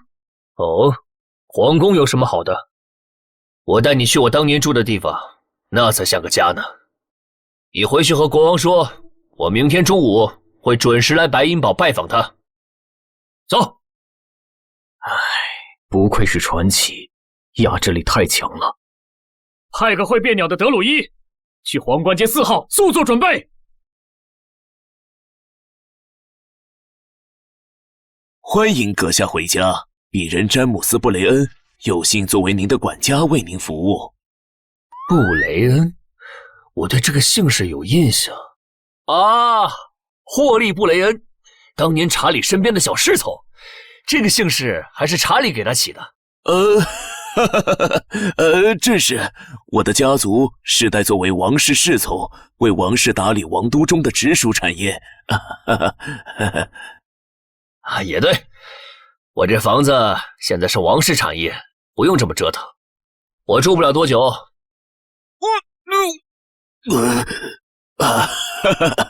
不折腾，不折腾，将宅院准备妥当是我们的责任。那有劳先把门口卖票的和里面当导游的请出去吧。好。就这，比我想的差远了。这可是700年前盖起来的，那时候的白银堡也就比这大一圈儿。我倒觉得这里挺好的。我住的城堡除了地基很大，各方面好像还不如这里。那是，毕竟你们都快把家底败光了。小周，你站住，别动！不动你当我傻呀？你俩差不多得了，再闹就给你们扔出去。给你老祖宗一个面子啊！哦，还真是都保留下来了。先祖，这是什么神器吗？就是一把矮人战斧罢了，只不过是当年和查理比试剑术的时候从他那赢过来的。查理？难道是开国先君查理？查理·摩恩，今天被叫做查理一世的家伙还能是谁？我提到的查理只有他。你来这儿不会是想把这里的东西打包带走吧？毕竟后代都快把家底败光了，像今天这样的机会可不多哟。你这是什么神奇的脑回路啊？哎呦，别不好意思嘛，多正常的思路啊！这种顺手的事儿，我帮你就好了，绝对不会被人发现。哼，给我3次出门买菜的功夫，我就能把这儿搬空喽。拉倒吧，我真想带走，也没人敢在这种问题上斤斤计较。哼，就是，真没劲儿，我这不也是好心帮你吗？好人难做哦。话说我就是一个路过的小贼，不是你非拽着我来的吗？哦，第一，你挖了我坟，我免了你的死罪，你有义务帮我做事。啊？第二，我还真是看中了你作为前行者的天赋。你这人还真是直接。我如此高调的回来，不知道有多少双眼睛在盯着我们，所以我需要一个技艺精湛的暗影大师。这个回答你满意吗？琥珀小姐。啊？你都说到这份上了，帮就帮喽。不过你再多夸我几句呗，你能多夸2句，我就不跟你收钱了。无他熊脸。收到。喂！大人，有客人拜访，是埃德蒙王子。让他稍等一会儿吧。寻你很久啦！哼，谁不是呢？不知道您在这里住的还习惯吗？如果有不到位的地方，可以直接告诉詹姆斯管家。多谢关心，不过没有比住在自己家里更让我习惯的了。你们甚至还把我最喜欢的那套茶具都还原出来了，够可以了。保卫英雄的故居，就是保卫我们的荣耀。皇子殿下说话大可放开一些，别跟面对一个古板老头似的。您说的对，是我太过行事了。直白一点，我们都会轻松很多。这家伙挺会套近乎嘛。说吧，你今天过来找我探探口风的？您这也太直白了吧。行了，不必藏着掖着的。你老爹派你来，不就是想打听我这个老古董到底打算干什么吗？其实，是我自己也很好奇您的来意。您真是为了塞西尔家族的利益而来？这是必然。我想讨要的东西可不少。最直接的，塞西尔家族世袭罔替的公爵爵位和南境封地，就是个很重要的点。您的爵位和封地是因为后代的所作所为触犯了王国法律所导致。按照法律，我的继承人在我死后才能完全继承我的爵位和封地。在我活着的情况下，只有我的长子具备我的次一级爵位，以及有限的法理代行权。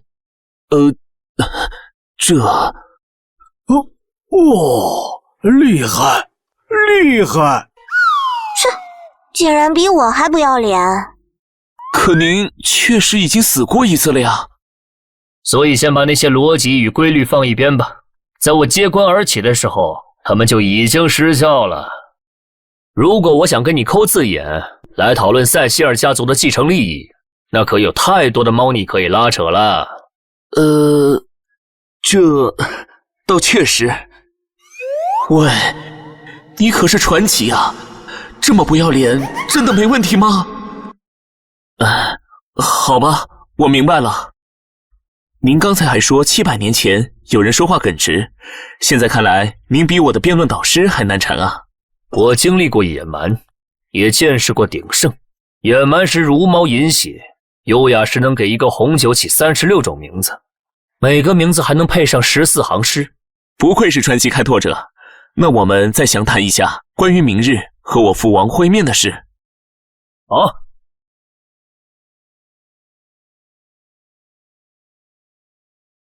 哇，我还以为王储会是个特别不好相处的人，比如一大堆宫廷礼仪什么的。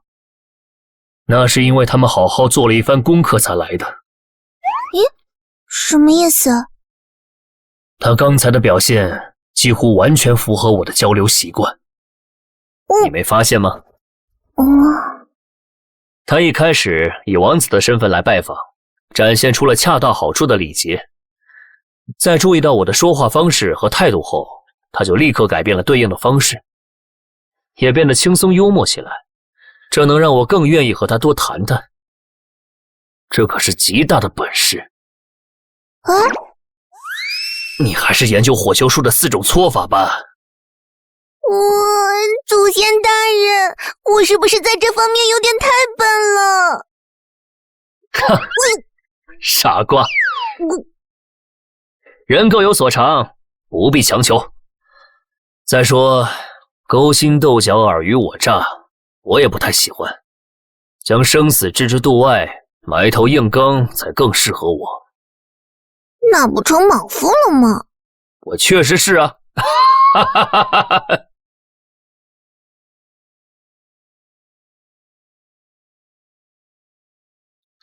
但愿家具没有被替换。应该没被动过。机关安全。啊，东西还在。好，这下钥匙到手了。谁在那边？这般敏锐与反应力，看来确实是您本人没。小贼，终于抓到你了！是你是谁？如果没猜错的话，是我的护卫。抱歉，不过你确定要和我动手吗？我们一旦交手，恐怕半座城的人都会被惊动哦。这样更好。好了，我投降。我可没有和传奇级交手的兴趣。你究竟是什么人？密银宝库向您问好，请容我自我介绍。我是您的贵宾专员梅丽塔·伯尼亚，您在圣银宝库中的储蓄皆由我负责。那么代理人小姐，深夜从窗户拜访是有什么事吗？毕竟您当年留在我们这里的东西是绝密级的，所以存取过程都必须保密进行。我当年存了什么？您不会因为沉睡太久忘记了吧？开玩笑，我根本没有这段记忆啊！可能还真是。那我能拿回我的东西吗？当然，请稍等。您当年为这项服务可付出了不菲的价格，而我们密银宝库有充足的经验来面对一切意外。请将您的手放在这枚符文上，便能验证您的身份。哦，这么简单吗？提高客户的便利度是我们的宗旨，毕竟这可以帮助客户更好地付清账单。当然，您的账单已经在700年前付清了。这是……怎么这水晶看起来有点眼熟？你现在来找我，也是当年交易约定的一部分？这倒不是，我只是来验证您复活一事。不过王都的生活费可真不便宜啊。但由于您是贵宾客户，这方面的费用就不跟您要了。我还得谢谢你了。被你打伤的小护卫，养伤恐怕花销不少，礼尚往来。这笔费用我也就不找你要了。这次交易圆满完成，作为贵宾客户，您将得到一份礼物。这是密银之环，贵宾客户交易后都会得到它。通过它，您可以随时联络到专属代理人及贵宾专员。一般的小额借贷服务，您带着这枚指环，在密银宝库代理点，还能让您获得优惠哦。那我希望永远不要有向你们借钱的时候，毕竟王都的消费确实挺贵的。相信我，高文先生，每一个人都有可能遇上经济困扰。密银宝库随时会为遇上困扰的客户敞开大门。喂，别咒我啊！大叔，刚才那个小贼呢？鬼啊！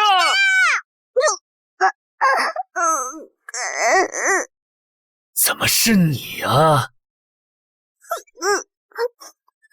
不带你这样的。谁知道你会突然从窗外窜进来，就不会好好走门吗？我是盗贼啊！不走正门是我的职业素养，我被打飞了2次，这都得算工伤。现在没钱，回头有钱了再补给你。切，别想忽悠我，我记性好着呢。你去把瑞贝卡叫上来，我有事找她。那个憨憨小领主，难不成你们塞西尔家族千秋万代的基业，其实就在这些水晶上？再不去，我就一剑把你再拍上墙去。我的复活，或者说附身，背后到底隐藏着什么？本以为一切只是巧合，在某个设备的寿命到达极限后被逃逸系统扔下，碰巧了才从别人家的坟墓里爬出来。但现在看来，或许我的到来确实是个意外，可高文塞希尔的复活却不是。那么，我是谁？先祖大人，您找我？神找来了，还有什么事吗？琥珀去外面守着，这次如果再有人摸进来，别说工伤，工资都不给你。说的就好像你给过我工资似的。你就非得走窗户吗？分你的遗产吧。遗产？唉，让人头疼的家伙。我确实有东西要交给你，但肯定不会是遗产。我要给你的是这个。这是什么？这是把钥匙，可以用来打开。嘿，小贼！哼，我可算又抓到你了，小贼！哟，嘿嘿，看我厉害吧！嘿嘿嘿嘿嘿。你怎么把人抓到的？打赢的？喂，你那表情是什么意思啊？我也没差到谁也打不过的程度，好吗？当然，主要是这家伙蠢，被我一脚从暗影状态踹了出来，精神在暗影界和物质之间震荡了一下，就晕了。那他该不会醒不过来了吧？难说，通常受暗影灵界冲击，不死也变成白痴了。你是谁？目的是什么？谁派你来的？要不要刑讯逼供一下？钻地牢的时候可是学了一些哦。嘿嘿嘿嘿。地牢里有什么可偷的？这你就不懂了吧？狱卒有时会藏起一部分赃物，这可就便宜我了。算了吧，刑讯逼供没用的。皇家影卫只属于国王，精锐中的精锐，除了各种特战技巧之外，意志力也强得吓人。不过堂堂皇家影卫，怎么堕落到偷鸡摸狗的程度了？你怎么看出你身份的？我可是第一代皇家影卫的教官。你们的名号和训练制度还是我亲自制定的。你一个骑士去教前行者前行？不，我是教他们体能和双手剑。啊？为什么前行者要学双手剑术啊？当然是被发现的时候干掉所有目击者。对于安苏的前行者而言，前行被发现才是任务的开始。不过就你这程度来说，我当年制定的课程被淘汰了。原来那些地狱般的魔鬼课程是您留的。是弗朗西斯二世派你来的吧？但他不会糊涂到派你来刺杀我，所以他给你的命令是监视。但他应该提醒你离远一点才对。哪怕塞西尔家族没落了，我高文塞西尔可没有跟着一起没落。所以你这是过于自信呢，是没有服从命令？犹如使命，自会领死，不劳您费心了。个屁！你们的职责是保护这个国家，是对付觊觎王国的恶徒，而不是帮一个糊涂国王监视你们的开国大功。难道开国大功和他所创的王国能站在对立面吗？我不是。好了，我还没小心眼到和后辈置气，你可以走了。哎，您确定？当然，我不能除掉你，也不想把事闹得全民皆知。先祖。虽然我挺想这么做的，可惜我已经过了意气用事的年纪，那就只能放你走了。至于回去之后怎么跟你的国王陛下汇报，就看你自己的了。感谢您的仁慈。又一个走窗户的。祖先大人。您真的就这么放他走了？当然了，瑞贝卡，你记着，如果你想得到更大的利益，就必须把眼光放长远一点。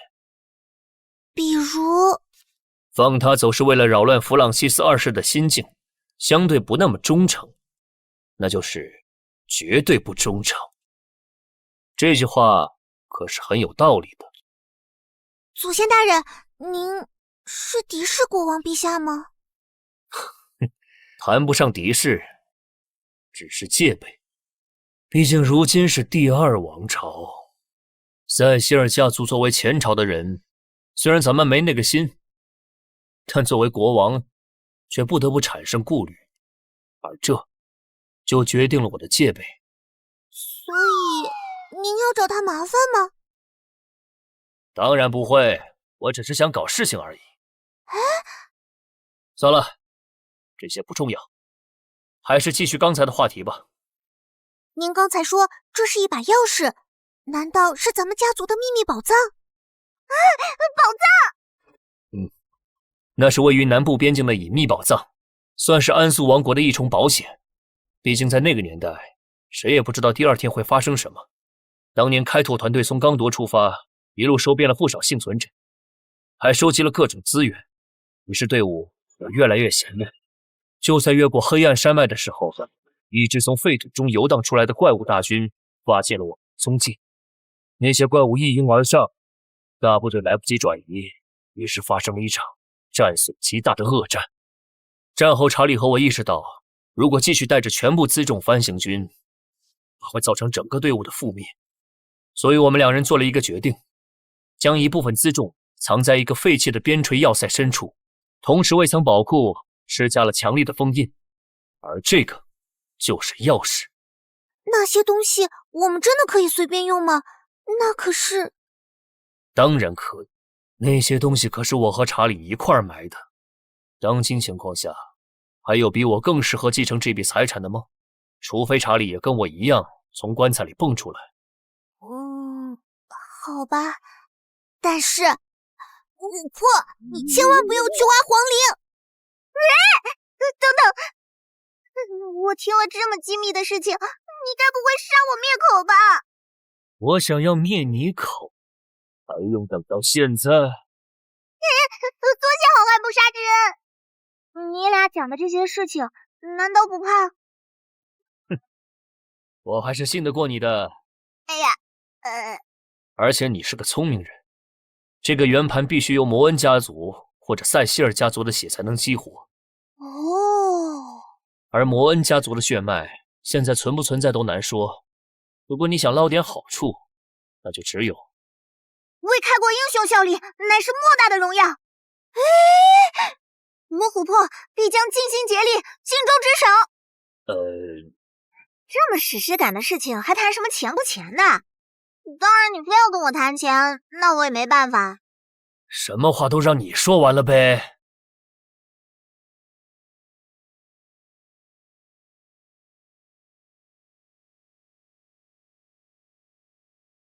尊贵的高文塞西尔公爵，在此，我谨以摩恩家族及各开拓者子嗣的身份，向我们古老的英雄致敬。上次这么多人一块给我鞠躬，我正躺在棺材里呢。寻常晚辈拜见长辈，也是要行礼的。你这找借口的表情真跟当年的查理一模一样啊！高文塞西尔复活可以是真的。哼，弗朗西斯二世身上的摩恩血脉也可以是真的。跟你老祖宗一样是个面瘫。当年我就跟维尔德说过，等他娶个活泼点的南方姑娘，多少中和一下他那张脸，偏不听。现在祸及子孙了吧？这……好了，玩笑就开到这儿了，我们进入正题吧。接下来由我的后裔瑞贝卡·塞西尔来向你们说明王国南部的那场灾难。诸位，那才是真正的麻烦。在塞西尔岭，这种龙岩烧灼过的土壤，可能几年都没办法耕种。我的子民正在挨饿，在死去，不得不在安德鲁子爵的庇护下苟且偷生。而这仅仅只是开始，接下来我们还遭遇了来自700年前黑暗魔潮中的怪物。黑暗魔潮？对，黑暗魔潮带来了刚铎帝国的毁灭。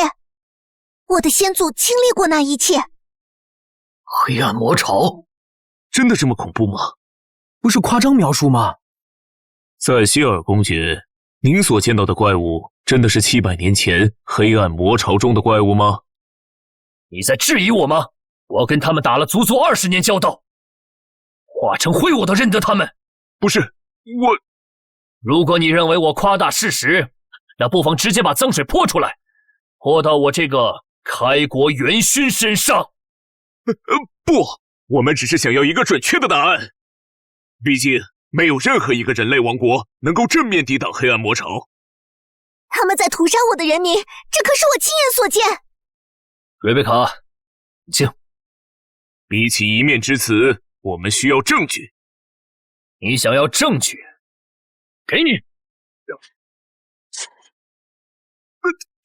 这就是证据。没错，史诗里记载的魔潮也有这种腐蚀气息。公爵，东西来了。恶霸，倒出来吧。是。铠甲和兵器，公爵这是何意？虽然我无法将怪物带过来，但这些是我们的战士在南境使用的武器装备。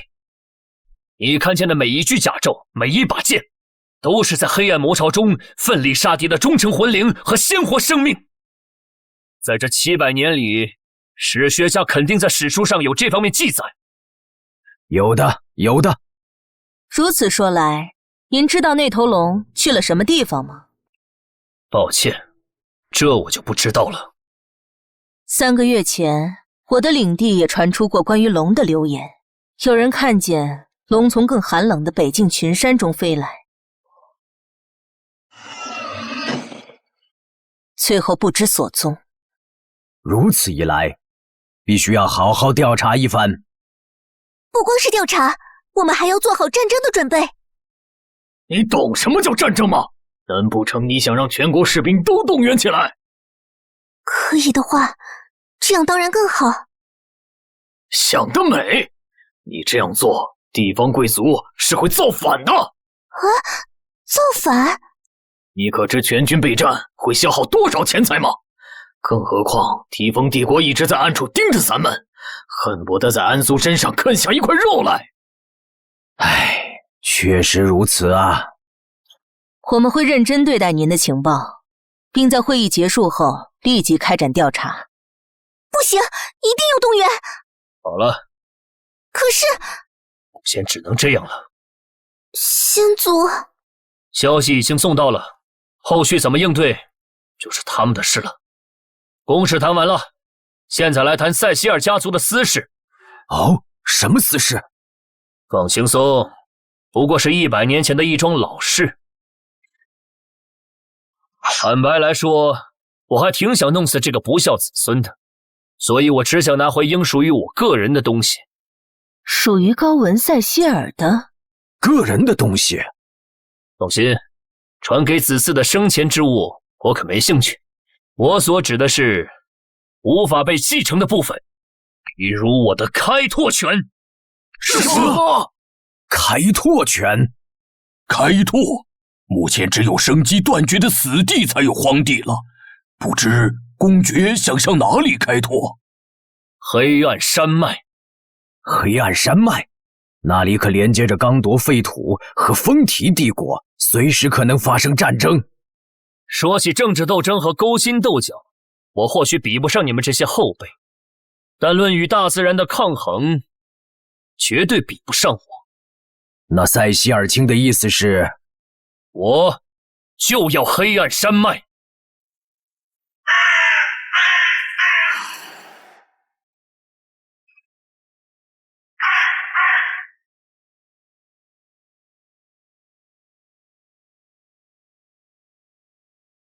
那个异怪横行的黑暗山脉，你真的确定就要这片土地了？千真万确。陛下，赶紧把这祖宗请走吧。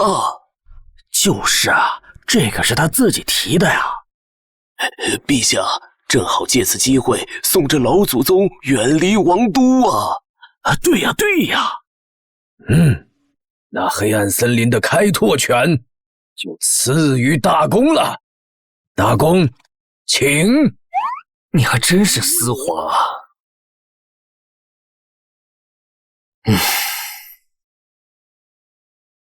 恕我直言，公爵殿下，您所选的第一个落脚点恐怕不是那么合适，每年的雾月都会吹起不洁之风。您现在的战力可对付不了山里的野兽啊。这些我自有办法，只要撑过第1年，我们就能站住脚跟。那我尊重您的决定，不过也请记住我们最初的交易。放心，塞西尔家族从不欠账。要不放心，我把身上这点古董押给你1-2件。那倒不必了，我相信开国英雄的信誉。您准备什么时候出发？自然是越早越好。那请容我先行告退。瑞贝卡，在，祖先大人。你去做个人口普查，要精确到每一个人的健康和手艺，按照家庭分组登记。再将木匠和铁匠单独记录，给他们搞个编号，方便以后查阅。普查登记？人口编号？你没做过人口登记？那以前是怎么计算领地人口的？城堡周围是姑妈馆，城市封地是骑士馆，有什么需求互相打听一下就好。你这是眼神治国，脸色兴邦？难道先祖当年都是靠这种表格来统计人口的？高文清，我的数学可是非常好的哟。查理，你确定吗？那确实是眼神治国，脸色兴邦。可是700年了，700年过去了，你们这帮不孝子孙怎么就没个长进呢？对不起，我们这就去。等物资齐备就出发吧。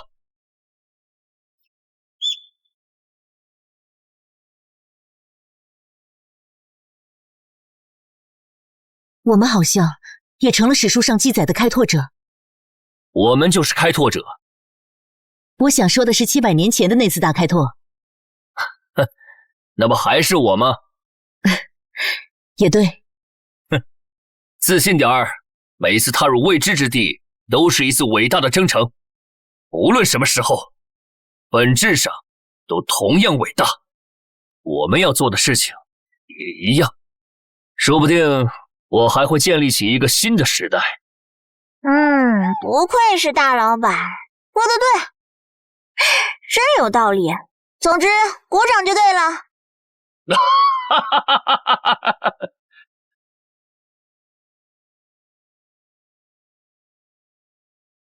先祖，咱们接下来要怎么做？去拿回我的遗产。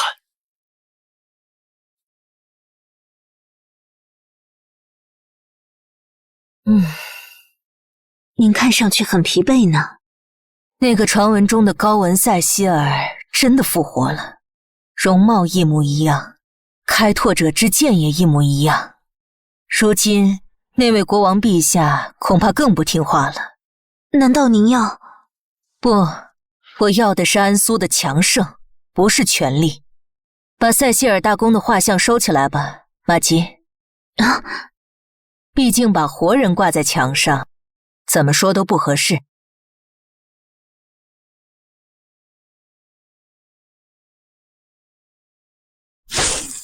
我在前面开路，你们跟着就行。我说，咱们就4个人去黑暗山脉里挖宝贝，你不觉得有点悬吗？黑暗山脉以前被称为香金之山，后来魔潮爆发，元素侵蚀，形成了令人闻风丧胆的黑森林。山脉南侧确实危险，但是绝大部分变异怪物都依赖混乱的魔能才能生存。所以我们所处的北侧暂时是安全的。瑞贝卡，你用火救术把那个玩意炸开，前面就是目的地了。好耶！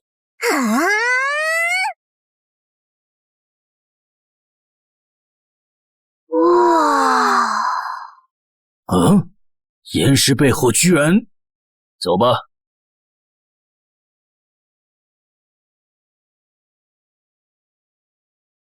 先祖，这把剑是……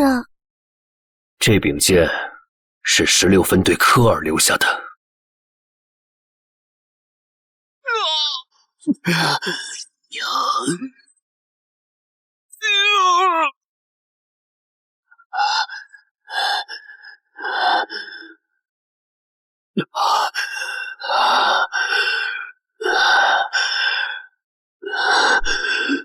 当年队伍越过白水河时，负责殿后的16中队，他们突破无望，最后撤回到这里。只可惜魔潮汹涌，我的有生之年都没能夺回这片区域。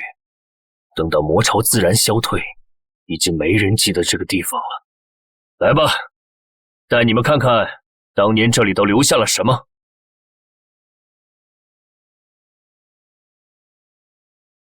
这里不会有什么时空的古代魔导怪物，或者魔法陷阱之类的吧？你个刨人祖坟的盗墓贼，还怕这废弃了上千年的古代设施？棺材里的人诈尸了也就是个人而已，这古代设施里可说不准会蹦出什么玩意儿了。我只能算个人，还真是让你失望了哦。没有，不敢。这玩意儿该不会是一整块紫钢吧？收起你大胆的想法，老老实实等我发工资才是长久之道。这老抠门！什么情况？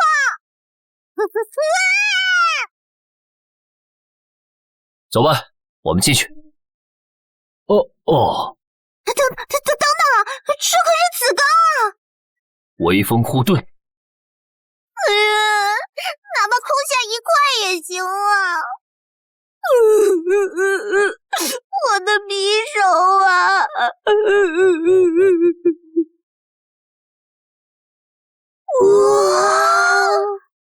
哇！金钱的香气！真香啊！哼，那算什么？这些水晶才是最值钱的东西。水晶？够值钱的！这种水晶预先设置了初级护盾和爆炸术法，无需施法就能使用，是难以置信的先进武装。翻了！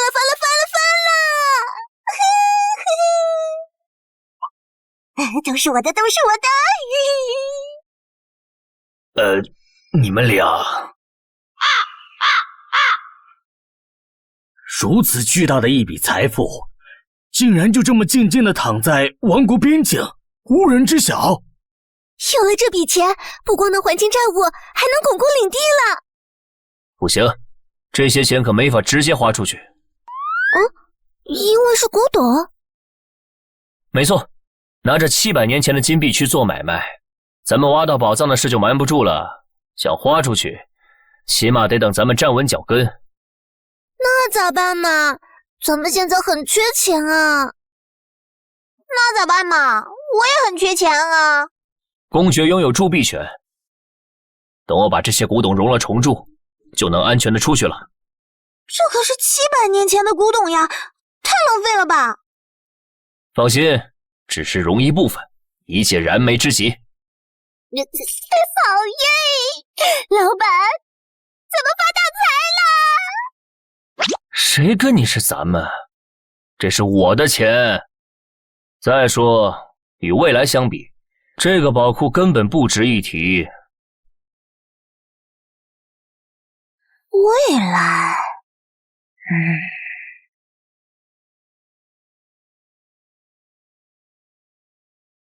我有件事想和你说说。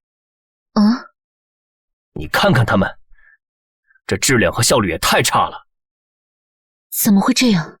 对不起，先祖，这是我的责任。不，这不是你的问题，这是工作者的态度问题。祖先大人，您对他们要求太高了，平民和农奴又没受过训练。这很难吗？军队扎营才会这么严格，这些平民和农奴做不到这点的。不，这并不复杂，他们要做的我都拆分到了最基础的程度，锯木、绑绳、钉钉子。他们真的愚笨到连这都掌握不了？把所有人都召集起来。是。高文塞希尔要制定新的法律。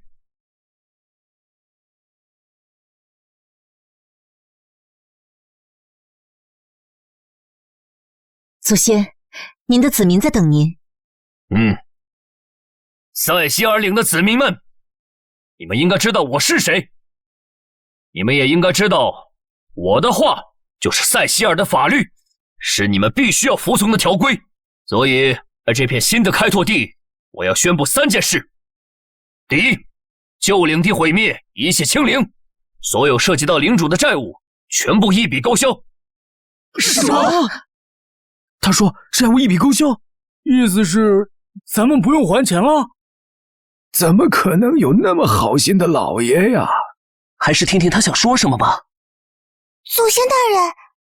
第二，我会颁布任务，只要按照要求完成任务，农奴就能成为自由民，还能得到酬金和房子。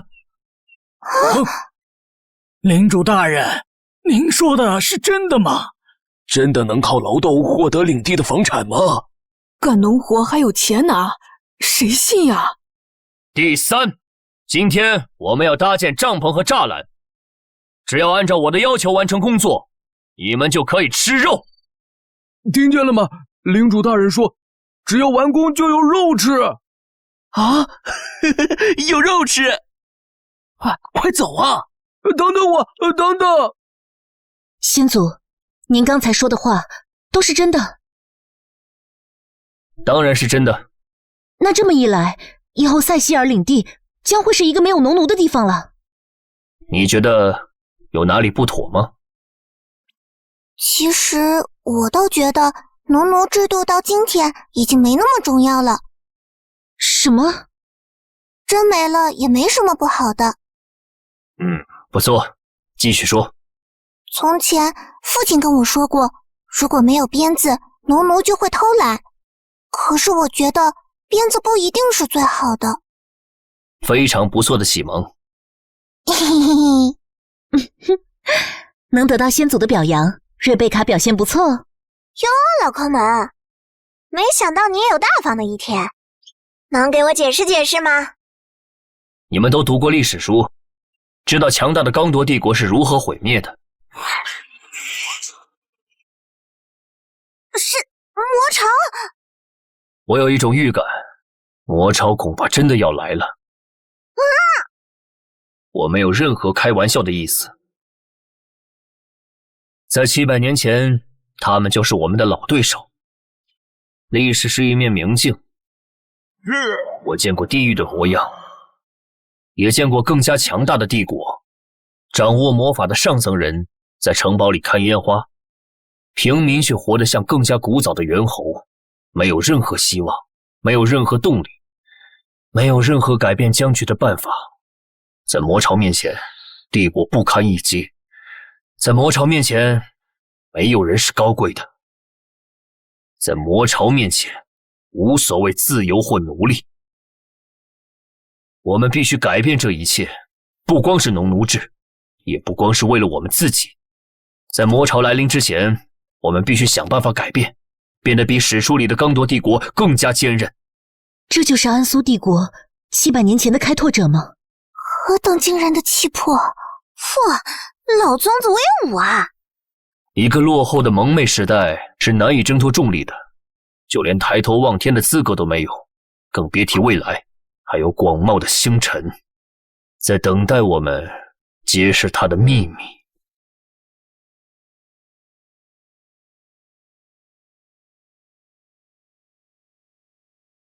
领主大人，真的要准备10人份的肉吗？还是只需要几块核桃大小的肉，加点蔬菜就行？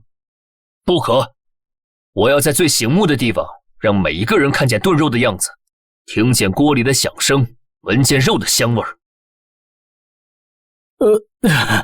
好的。虽然我搞不明白大人的意思，你还真是干了件败家的事儿啊！如果我让你去干活，还不给你钱，你会怎么应对？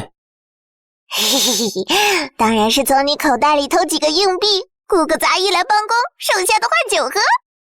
我吃饱撑的和你这个万物之耻讲道理。我怎么就万物之耻了？简直不可思议！先祖大人，人们从未如此努力的工作过，甚至都不需要监工，就能把事情做得又快又好。你信我就对了。过来看看这些。咦，这是什么？这是刚铎帝国没有的东西。当年我有剑盾，现在我有了它。哦，你们这些二次开拓的家伙都是画画的怪物吗？嘿，没错，随手画出王国地形图是我们那代人的基础技能。什么时候该搞颗钢笔出来？这羽毛蘸墨水也太痛苦了。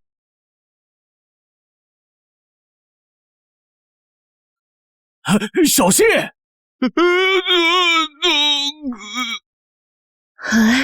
我从没见过这番景象，大家好像发了疯一样的干活。夫人，麻烦让个道。谢谢了，咱中午还等着吃肉呢。客气，不用监工和鞭子，只为了一份肉，他们的热情和效率就让人难以想象。绑好了吗？哎呀，再等等。哎呀，差不多了，出发。东西我还没绑好呢。不好，散了。别慌。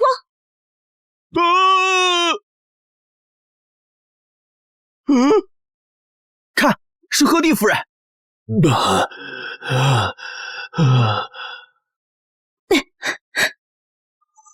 是她在帮咱们。谢谢鹤棣夫人。魔法确实方便呀。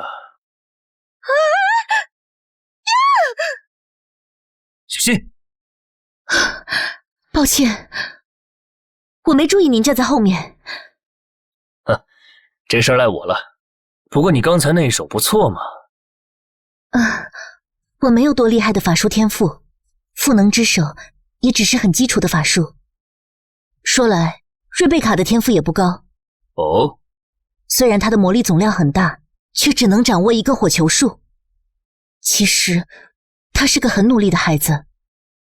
可惜，受天赋所限，无法构筑复杂的法术模型，只能把初级的术法一遍遍强化。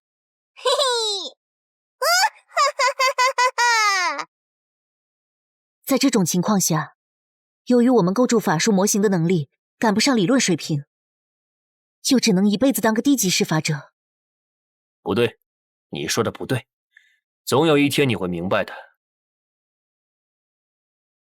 等我派往坦桑镇的部队回来后，你的魔法实验室就可以搭起来了。魔法实验室？原来城堡里的实验室毁了，得尽快建一个新的才行。所以我让他们从宝库里带回了秘银来置办设备。当真？我这就去把您要求的符文结构图都拓印出来。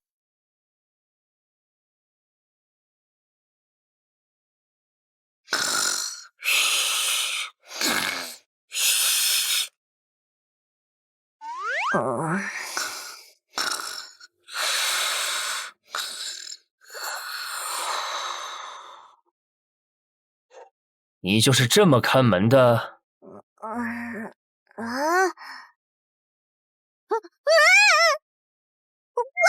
吓我呀！你又要干嘛？又要开始画这些鬼画符啦？这不是鬼画符，是计划、规定、施工图。什么乱七八糟的，压根看不懂。你拿反了。你这些图纸比魔法公式还难，我哪能搞得明白正反呀？所以你要多和瑞贝卡他们多多学习，知识就是力量。切，没意思，我也不喜欢和贵族打交道。我也是贵族。你又不像贵族。你也不像精灵啊。哎，你今天要研究这些石头？保持安静，感激不尽。切，没劲儿。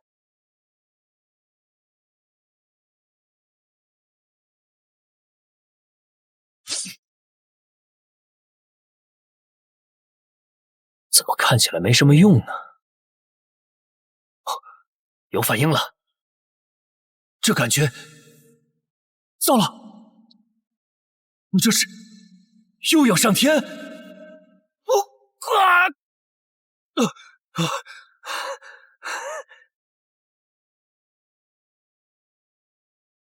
刚刚那是什么情况？我好像看见了什么，这是卫星地图。新数据：巨行星活动度提升，警戒等级提升为4。这又是什么？难道是……咦，领主大人，这是……领主大人，您这是怎么了？祖先，看来又是赤斑。别着急。新数据：巨行星恢复平静，警戒解除。该死，毫无进展。要是能找个人来测试……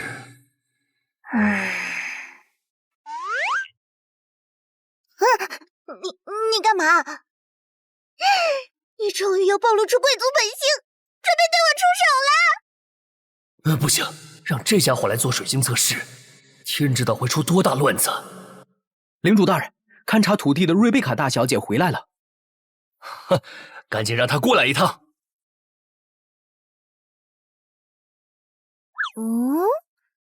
水晶，然后呢？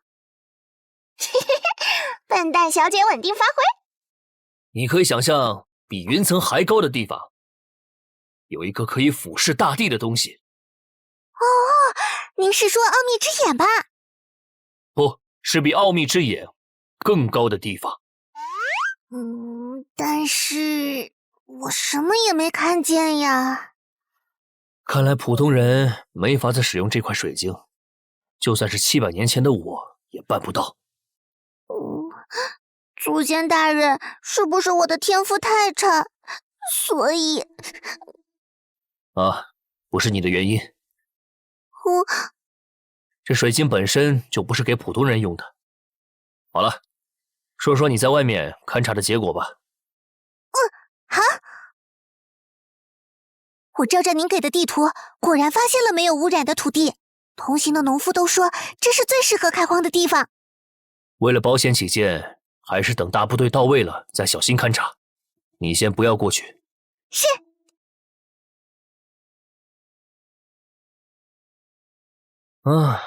都完成的不错嘛。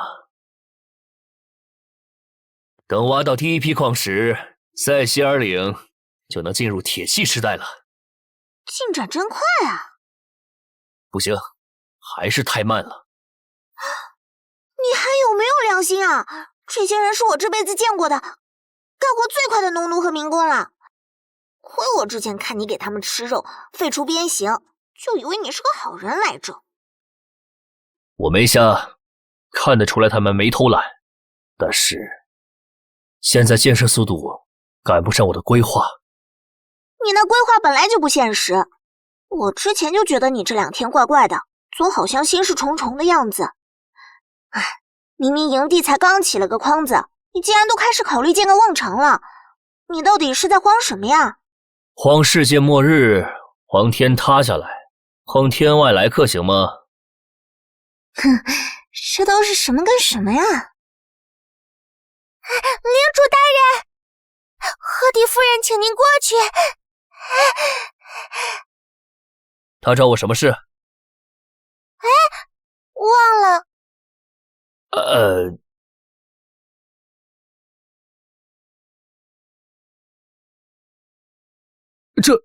这简直……没想到吧？是不是感觉很神奇？这究竟是怎么回事啊？那些人是我挑出来的工头，也只是能多写几个字的战士。他们光靠走来走去检查工况就能办好事吗？而且手中拿的不是鞭子，而是记事的木板。我也没想到，这些简单的措施就能让工人变得这么勤快，连农奴都开始学习怎么做不擅长的工作了。措施？先祖构想了一套工作的规矩。哦，那一定是用古代骑士的荣誉感和美德感化了这些懒汉。辛苦了，菲利普骑士，干得不错。先祖，领主大人，让大部队先休息，午饭之后去营地中间集合，赫帝会告诉你们新规矩。之后拜伦骑士会给你们准备新装备。新装备？什么新装备？哼，放心吧，绝对是好东西。哦，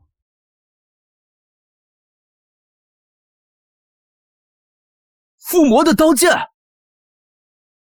拥有元素抵御皱纹和轻盈术附魔的半身甲，这种级别的宝物，居然每个民兵都能配发一套。还有古代帝国的军用水晶，我这辈子还没打过这么富裕的仗。都是些老古董了，与其藏着掖着，不如都拿出来提升战斗力。这可是超凡武装，以前整个塞西尔岭都找不出几套附魔的装备。你干嘛？给我过来！好钢用在刀刃上，况且这些装备留着也是报废，放心大胆的用吧。小气，人家玩一下怎么啦？我们家世代信奉战士与骑士之神凯尔，从不将财物保存在身下。哼，你这年轻人有点意思啊。有了这种装备，对付畸变体可轻松多了。我们可以再多打造一些吗？很遗憾，这些装备没办法再生产了。哎，也就是说，这些东西用一件少一件。到时候我们消耗完了怎么办？哼，在那之前造出我们自己的装备就可以了。老爷，瑞贝卡小姐找您。哎，她又有什么事？忘了。太阳赤斑，根据高文塞希尔的记忆，再加上刚才发生的事情，已经可以确定天上太阳的变化与地上的魔潮有着直接联系。每当太阳表面出现赤斑，大地上的魔力便会上涌，而风暴中出现的怪物，它们的原理尚不明确，暂时可以视作是元素暴走之后的一种次生现象。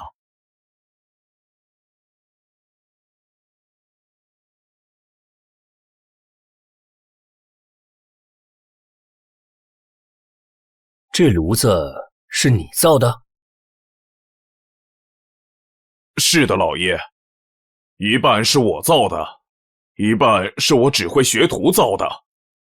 祖先，哈穆尔可是咱们塞西尔岭最高明的铁匠，熔炉上的导模材料就是他亲手镶嵌上去的。原来是这样，不需要掌握施法知识和能力，哪怕是普通人也能通过符号来引动魔力了。这个炉子在保证矿石充足的情况下，每天你能炼出多少铁来？如果用那边那种矿石，每天可以炼出50斤铁。这么少？这还少啊！我不是质疑老爷的判断，但是……别害怕，和我说话不用紧张。我是保护你的领主，不是打杀你的强盗。好的，老爷。可每天炼出50斤铁，真的已经是极限了。别看这炉子外边大，但里边可逼仄了。而且每天炼完一炉，就得休息1个小时，让符文和炉子冷却下来。这一来二去的，每天能炼出50斤铁，真的已经是极限了呀。你刚才说得让符文冷却？是的，我这点小把戏，哪能和法师老爷的魔法符文相比啊？尤其是火符文，一旦和火元素接触时间长了，符文就会裂开，整个炉子也就废了。所以炼铁的时候绝对不能连续烧。把炉子往大了造呢？那也没办法，符文就那么点火力。所以约束产量的是这些符文。对，就是符文。瑞贝卡，如果是你，先祖，有什么重要的事情要交给我来做吗？算了，还是把鹤弟叫来吧。祖先大人，我也懂魔法理论的。这些符文的功能无非是提高温度、控制气流、控制杂质。如果画上真正的魔法阵，效率能提高不知道多少倍。每个熔炉都刻上一套魔法阵？我和鹤弟姑妈倒是可以来刻魔法阵，可是铁匠和学徒不能用呀。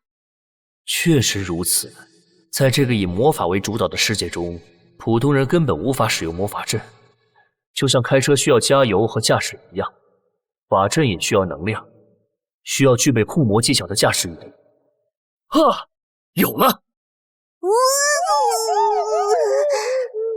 你说的这个魔法阵，非要把充能部分绘制在炉子上吗？非要把所有功能都塞在一个魔法阵里吗？把魔法阵拆成一块一块拼着用，还能这样？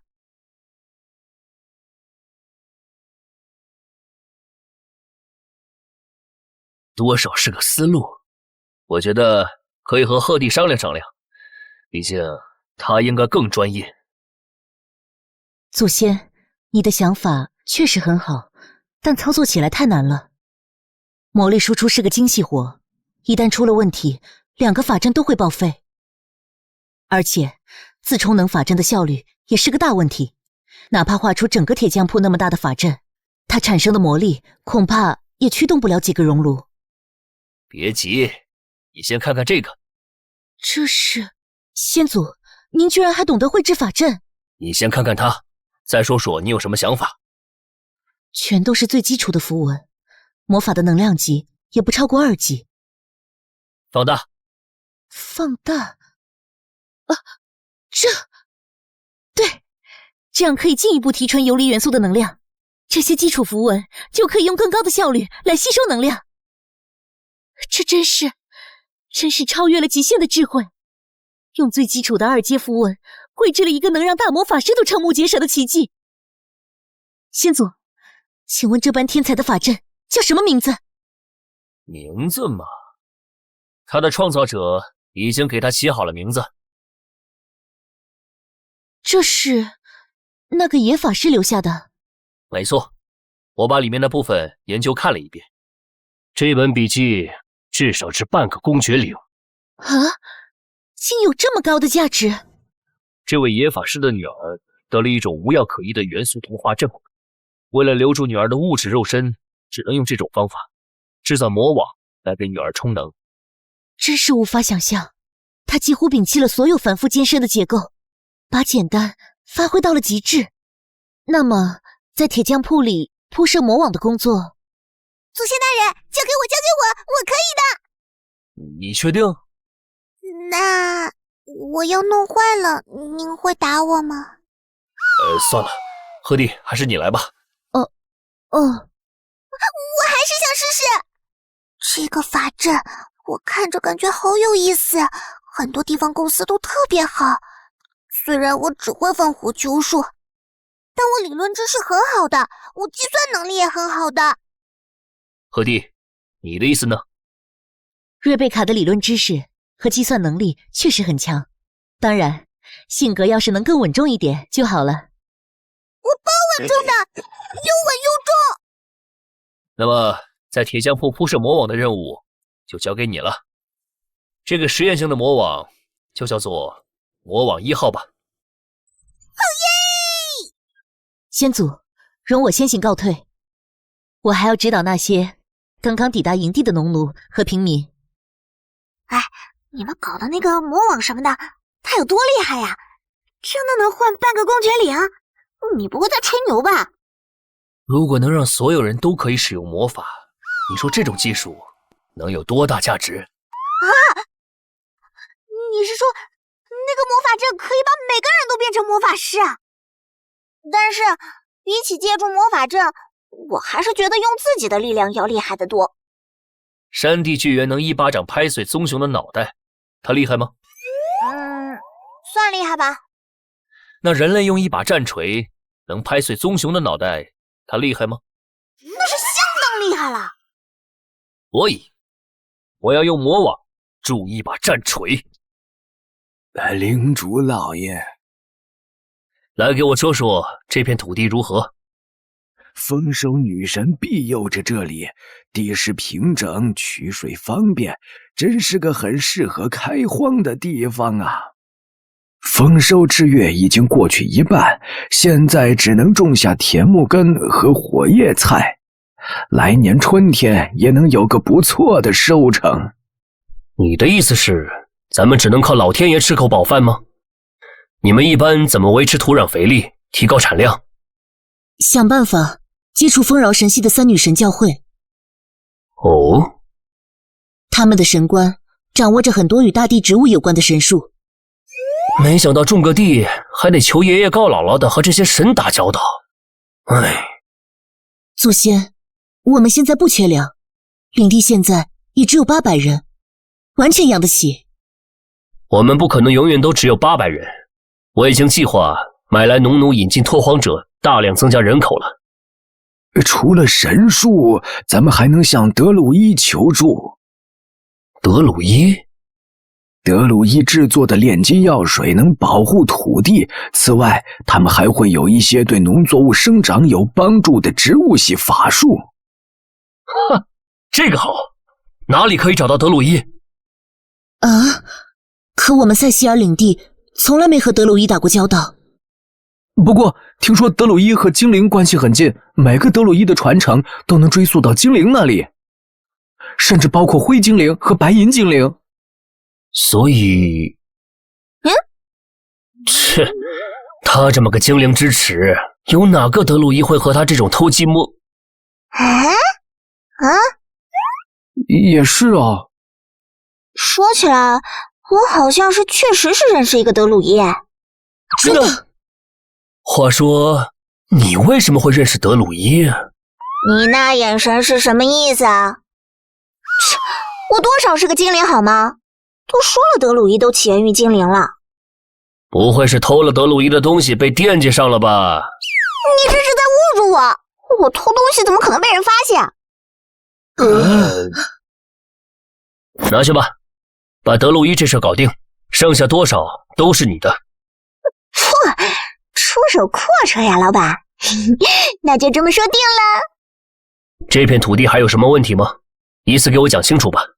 非要说的话，它的地势高于河滩，水渠难引水，要从上游挖渠，或者打出一口水井。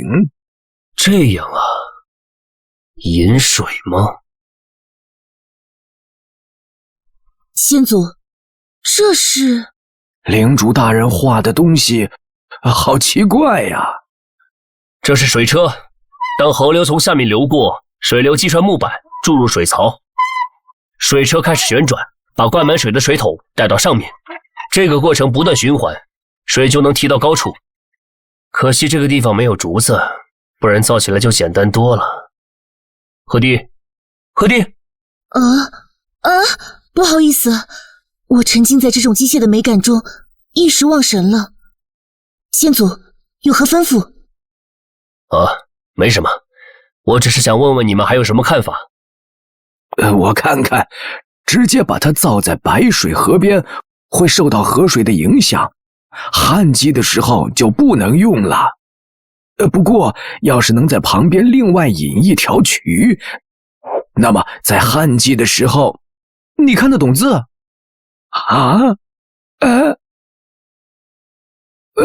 老爷，请听我解释。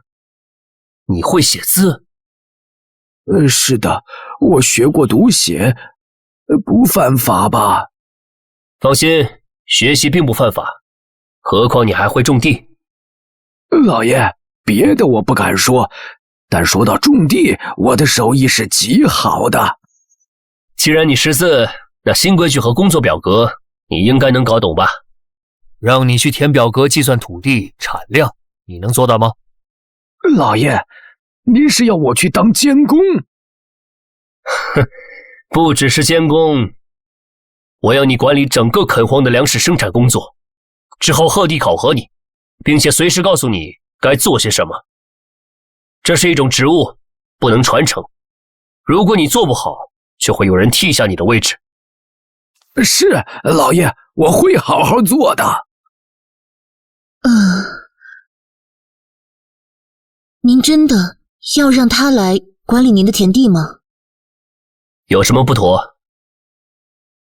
他见识不足，不懂上流社会的规矩，我担心他会把事情搞砸，反而要受惩罚。何弟，你说的上流社会在哪儿呢？看看这周围吧，这片一无所有的土地原本什么都没有。把一切旧时代的阶级和规矩都扔进旧时代的焦土里吧。只有从零开始，才能制定全新的准则与法律。至于一个贫苦出身的农夫能不能当总管，哼，你可知道我当初是干什么的？史书上说，您是骑士中的骑士，是所有楷模骑士的起点。在那之前，我只是个骑士学徒，15岁才掌握武技。导师还没来得及向领主写推荐信就去世了，没办法，我只能伪造了一封推荐信去找领主。可惜我走到一半，魔潮爆发，领主也死了。随后我遇见领着一帮人逃出来的查理，我跟查理说，我好不容易及格，还想受封为骑士呢。咱就自称骑士，反正南方的老爷们都死光了。大地上哪来什么贵族？只是最初站起来的那些人提前把财富攥在了手里而已。就这么简单？就这么简单。老爷，瑞贝卡小姐找您。她找我做什么？哦，你肯定忘了。这次没忘，她说要开工了，让您去看一眼她的成果。什么开工了？忘了。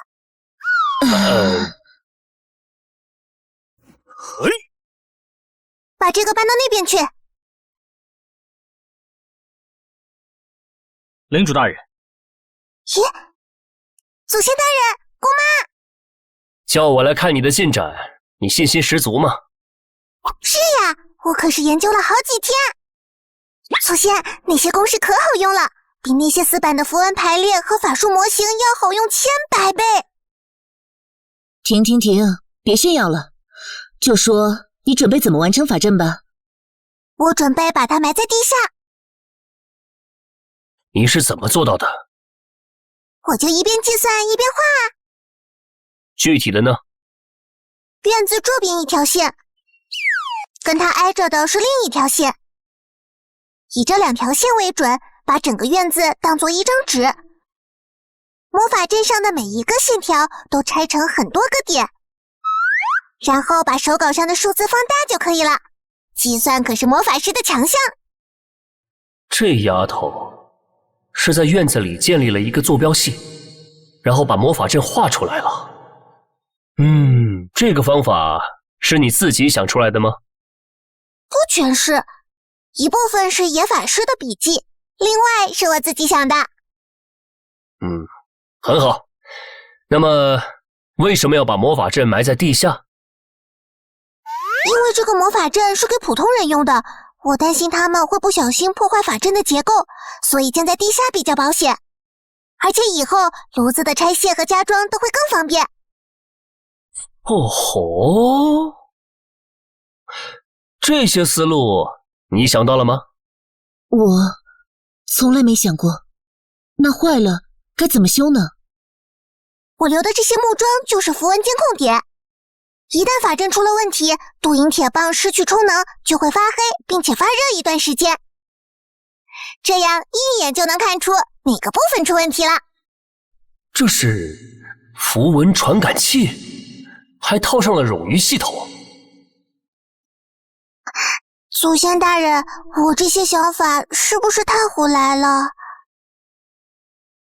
不，你是个天才，最好把一部分符文做成可以切断和重新融接的程度。进行修理时，就能直接把链接切断，修好之后重新连上了。这样，在维修法阵时，整个法阵系统也不用关停了。啊，对啊，我怎么没想到？祖先大人，您果然好聪明。不愧是祖先大人。以前就没人发现瑞贝卡的天赋？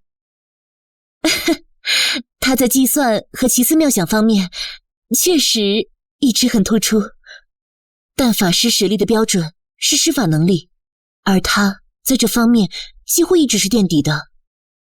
哼哼，暴殄天物，施法能力作为唯一标准，怎么不去和大猩猩比力气？祖先大人，您是不是觉得我……你是塞西尔家的骄傲。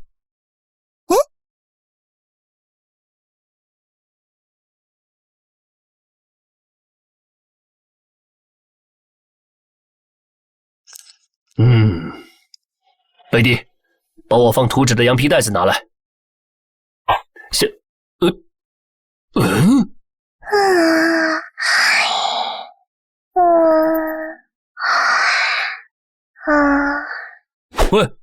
喂，哼，贝蒂，困就先睡吧，我指不定还得忙活多久呢。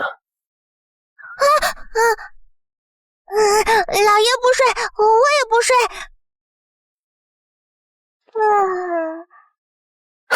怎么，你能看懂这些吗？看不懂，我不认字。想学吗？我可以教你。可是菲利普骑士说过，纸笔都很宝贵，给我就浪费了。你稍等一会儿，先在地上练吧，练得好了再说。这上面是字母表，下面是你的名字，照着练吧，有不会的随时问我。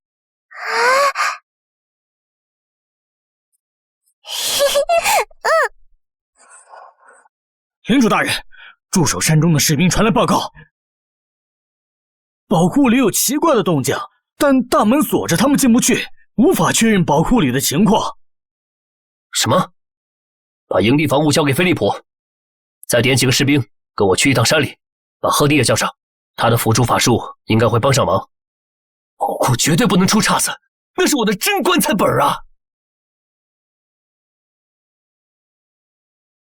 大人，刚才宝库里面又传出2声响动。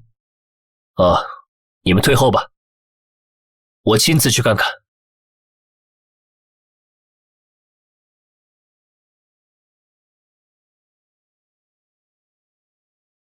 祖先，那些门……我看到了，天知道怎么开的。里面好像有个魔力反应，在很深的地方。现在大门打开了，我能隐隐约约感觉到里面有个东西。真不愧是盛极一时的刚铎帝国造出来的东西，这里面到底有多大呀？天知道，这种要塞建起来，挖空一个山头都有可能。琥珀要是在这儿就好了，也不知道是不是真的携款潜逃了。这种专业性极高的古代遗迹，应该是法师的专业领域，就是再高明的潜行者也不擅长对付吧？不，琥珀逃命技术一流，可以把它扔出去探路，就算跑回来还能接着扔。大人，我们方向感已经完全错乱了，再深入下去可能会迷路。你的担忧有道理，我们再走一段，多做几个记号，不管有没有发现都先回去，下次再来。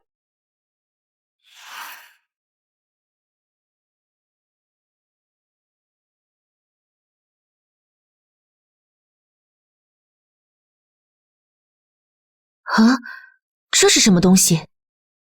这是魔能聚焦列阵，虽然我很想叫它魔力电容器，黑曜石连接着魔力井，这个半球就可以把能量聚集起来，制造出持续时间短暂但强度极高的能量流，再通过这条主导管把能量输送到需要它的地方去。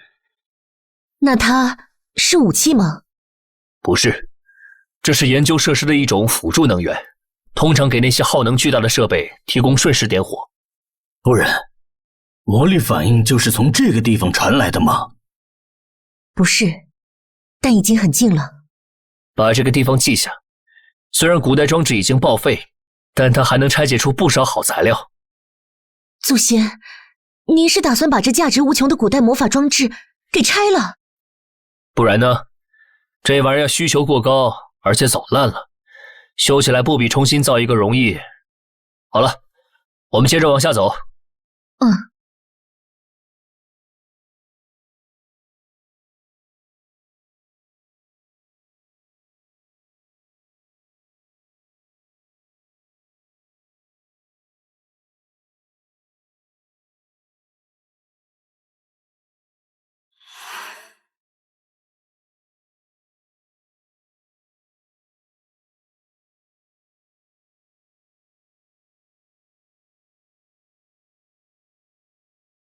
那个东西是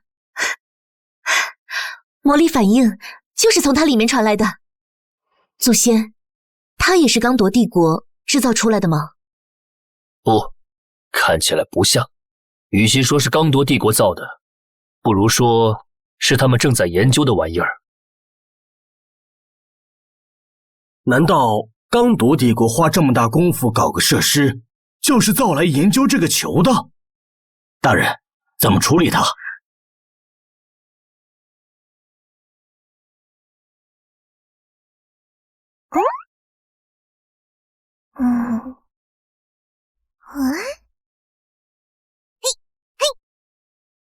祖先，它是实心的。是啊，我们发现它的外壳是金属含量很高的混合物，如果整个球都是同样的物质组成，它绝对能重死人。要不去看看？现在不行，毕竟当年刚铎用了那么多工具研究它，到最后也舍不得破坏它的外壳。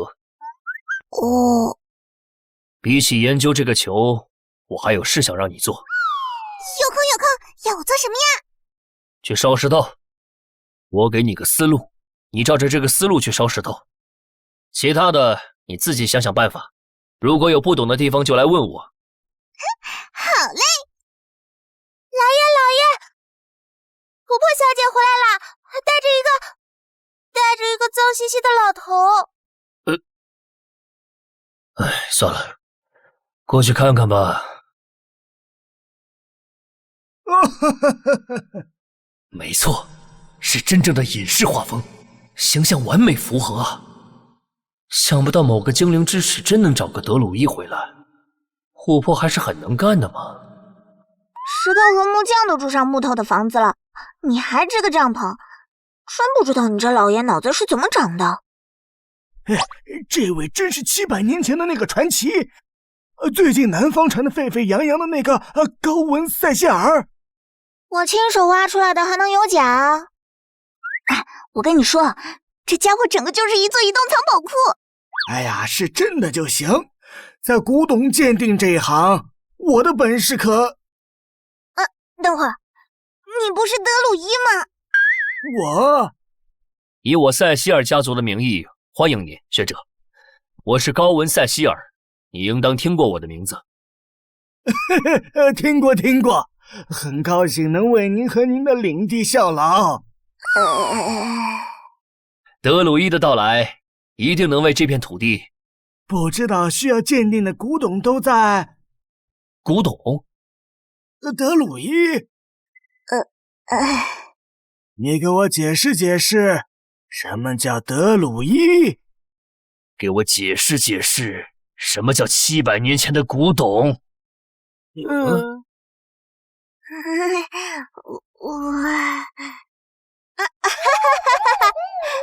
会啊，都是误会。疼！解释解释，什么叫德鲁伊？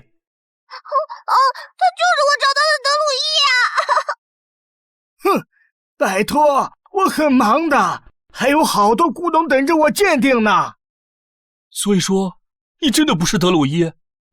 不是，但也可以是。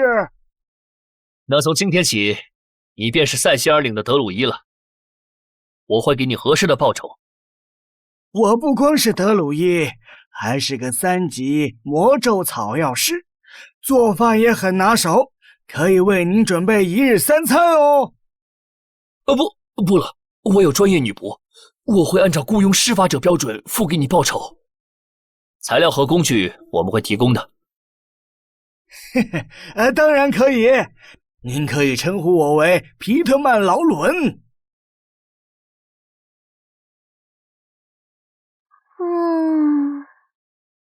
这玩意儿看上去根本就不可能拿来盖房子嘛。不管了，把这些东西抬走，拿去给我祖宗看看。是。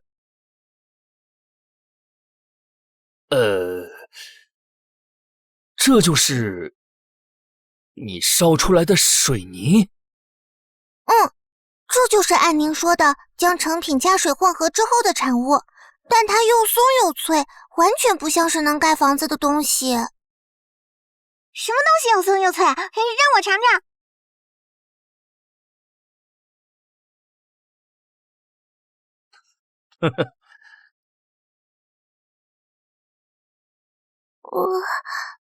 祖先大人，我让您失望了。不，任何实验都是个漫长的过程。别沮丧，我会给你其他配方，把这个当成长期工作，闲暇时就试试，别耽误了钢铁厂的进度就行。我明白了，祖先。好了，我回帐篷里再想想。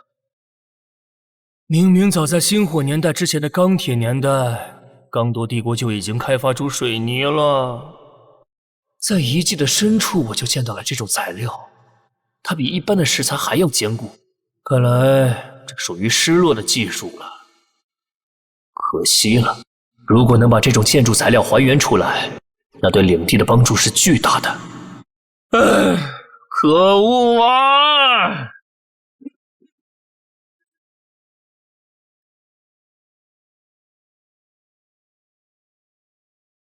领主大人，你要我们准备的东西都送来了。辛苦了。你这是搞什么呀？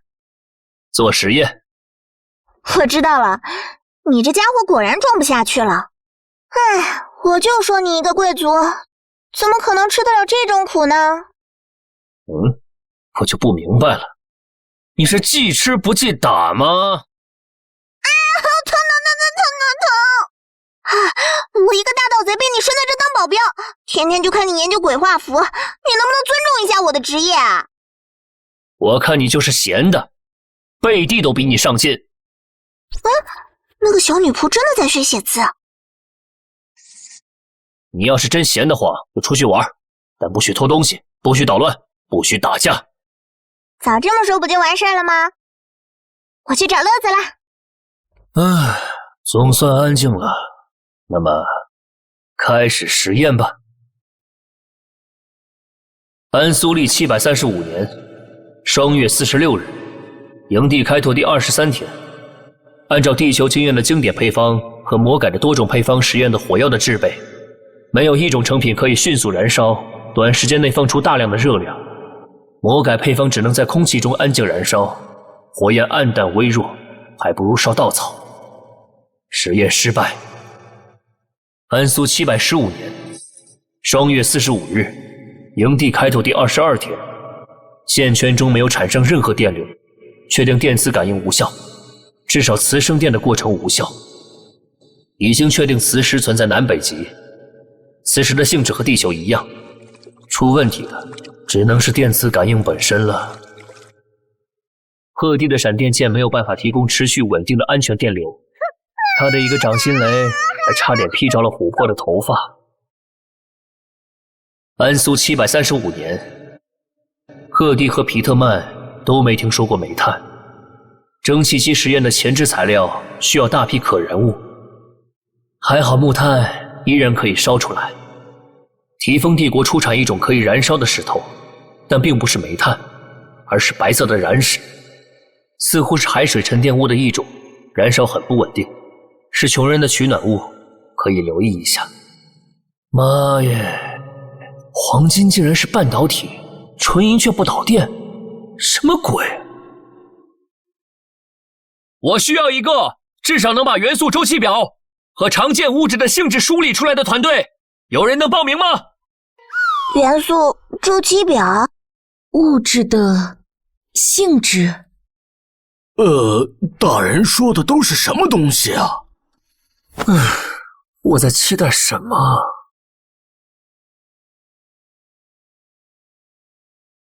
虽然这个魔法世界里许多物理常量都与地球不同，但是就算无法确定光速，光的传播过程和地球的规则一样，造个望远镜出来是没问题的。这就是最廉价的鹰眼术。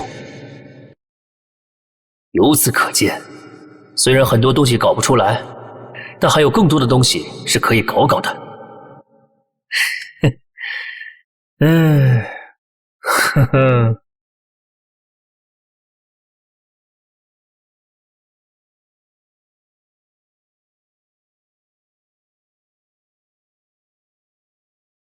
下半夜就拜托你了。嗨，咱们守着这个破石头这么多天也没个动静，真不懂老爷在想什么。唉，少说两句嘛，这可是公爵的命令，难道你有意见？当然没意见，我还得感谢公爵大人呢。我都没想过自己这辈子能用上这种好东西，有种变成骑士老爷的错觉。嘿嘿嘿。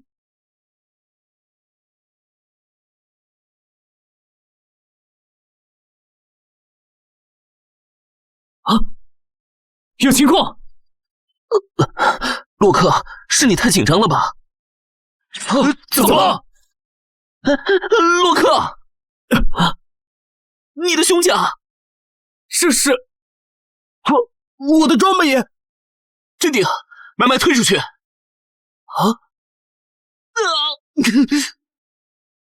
这个球出了问题，洛克，快去叫人。是。糟糕！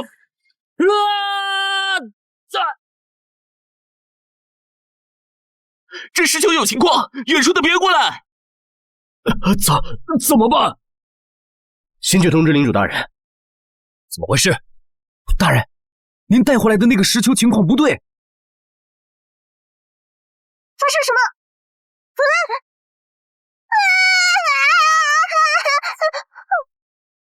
你又在整什么花活？沉重的石头卡住了，帮帮我！作为暗影大师，竟然还会卡在自己的暗影部里？哎，这不是有点匆忙，还没清醒吗？发生什么啦？我带回来的那个石球好像出问题了。有光。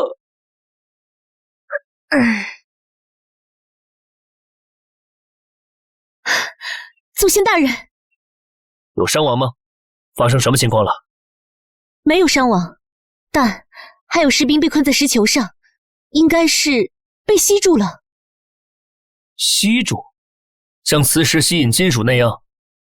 没错，职业士兵的魔法装备突然失去了魔力，然后他们就被石球吸引。琥珀，咱们两个进去看看，你把身上的金属制品都留下。我？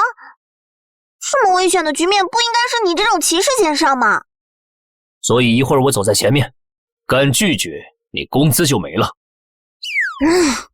恶魔！钱袋子呢？这个绝对不行！我跟你讲，我可是数清楚了的。等我回来，要是少了一个，我以骑士的名义起誓，定当守护别人交付给我的财物。其实你不用那么大声。祖先，我和您一起。不，那个球能影响魔力流动，你靠近了，反而可能派不上用场。那您多加小心。真是温柔贤惠啊！啥时候再问问他结婚的事？喂，该走了。哦。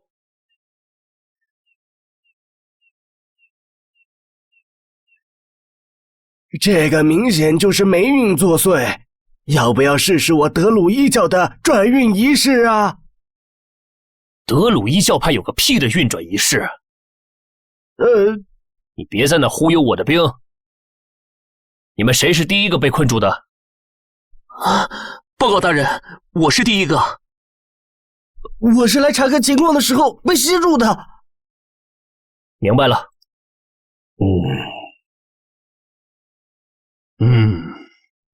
我检查过了，这些铠甲就像是被固化了一般，已经变成不能活动的状态，脱也脱不下来。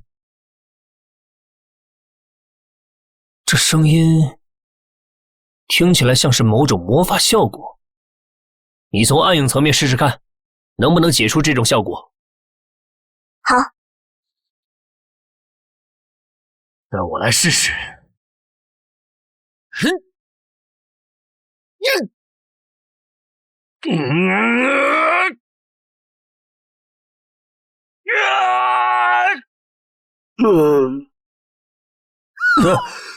不可能啊！这东西原来不是非常轻的吗？说不定现在才是它真正的分量。哎呀！怎么回事？我也不知道这个球。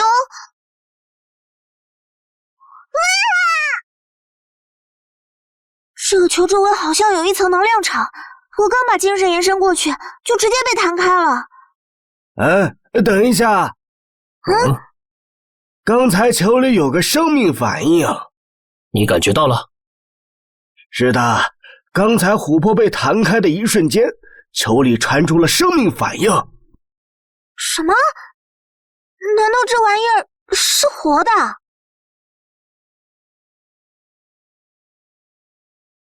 等下，这该不会是个蛋吧？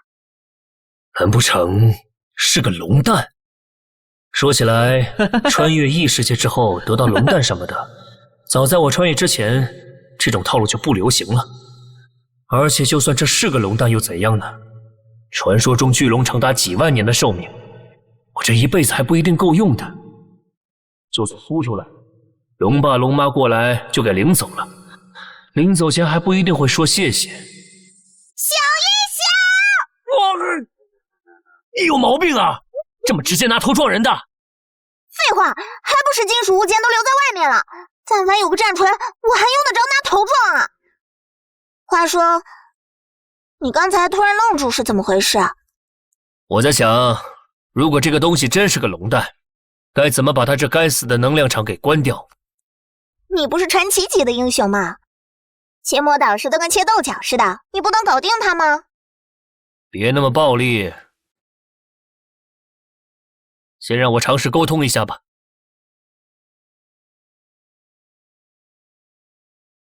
你好，我叫高文，没有恶意。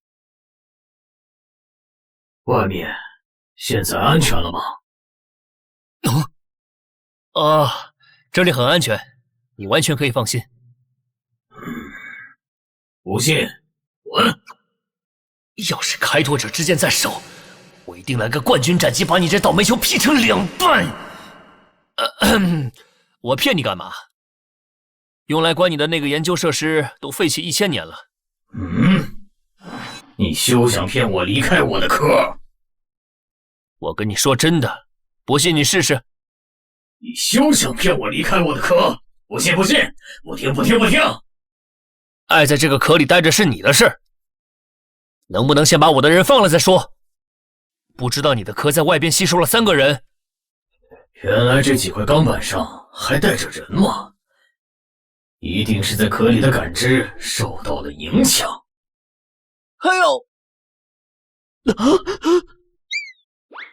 好机会，让我看看你身上还有什么宝贝。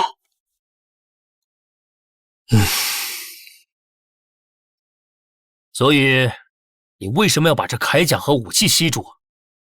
我找点东西防身不行啊！天知道你们这些疯狂的野蛮人还有什么恶劣的招数！你冷静听我说，当年的设施……够了！休想骗我离开我的壳！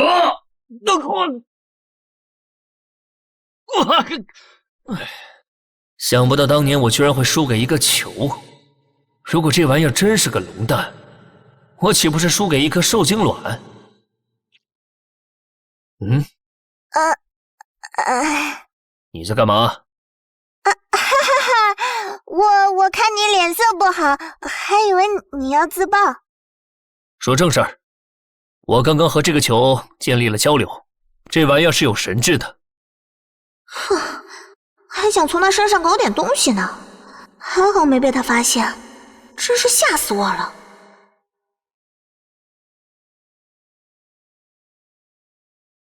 祖先大人，唉，真是件麻烦事儿啊。那您打算怎么处理这颗石球呢？先把士兵撤走，等我再想点办法和他建立信任吧。时间不早了，先回去休息吧。嗯，好的。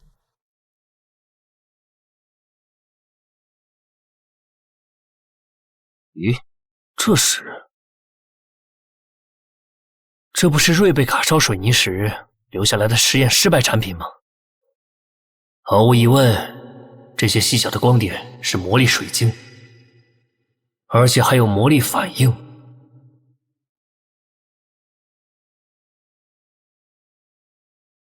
何弟，在吗？我有新发现。快来看看这些东西。这些是？这是瑞贝卡折腾出来的废渣，但我在里面发现了一点有趣的玩意儿。我感觉到了，里面有魔力反应。没错，所以让你来看看，你的水晶共鸣器能不能看出它的结构。我给它注入魔力试试看。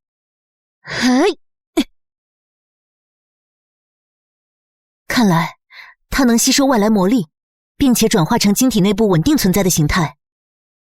所以它是一种可以储存魔力的人造水晶。这么说对吗？它的最大容量和天然水晶比起来怎么样？稳定性呢？我看它一直在发光，它的自我耗损率呢？目前我还要进行更多的实验。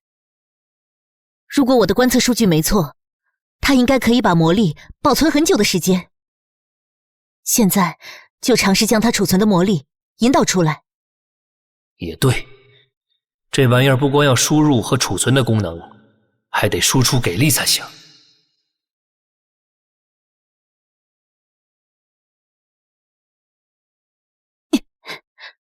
这看上去好像是失败了。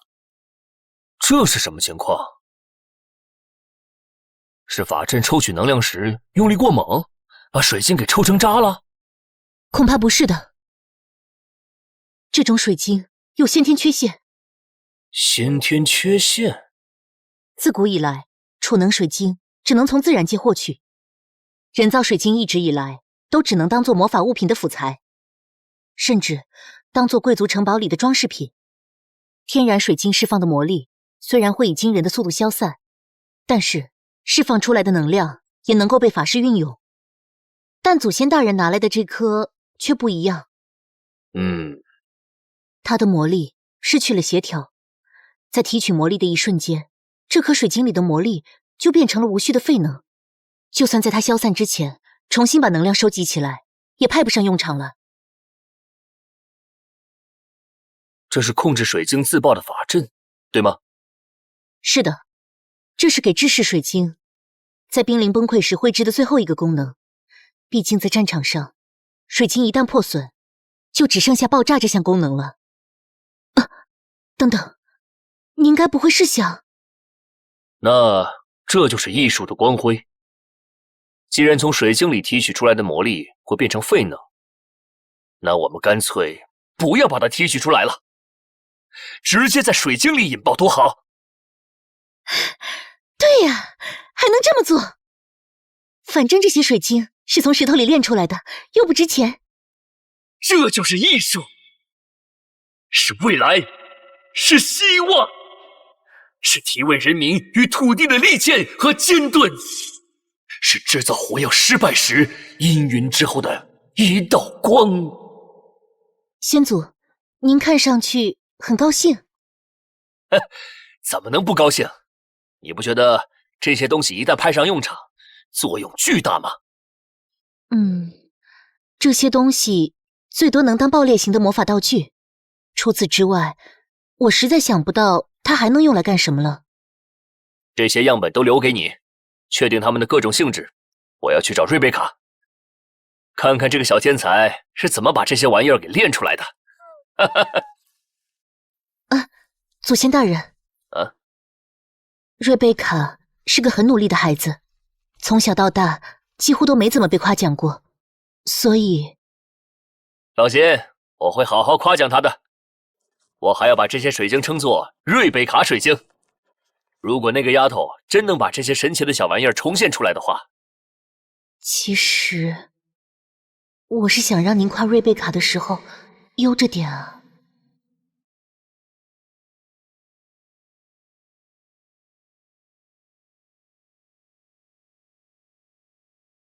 小心点，小心点！这个结构必须能和石板完全贴合才行，千万别敷衍。准确，准确！你们明不明白？贴不准就没肉吃。哎，旁边那个铁棒先不用放，等符文安上了再说。引流槽呢？引流槽搬过来。这丫头真厉害呀！还是先去看看新熔炉吧。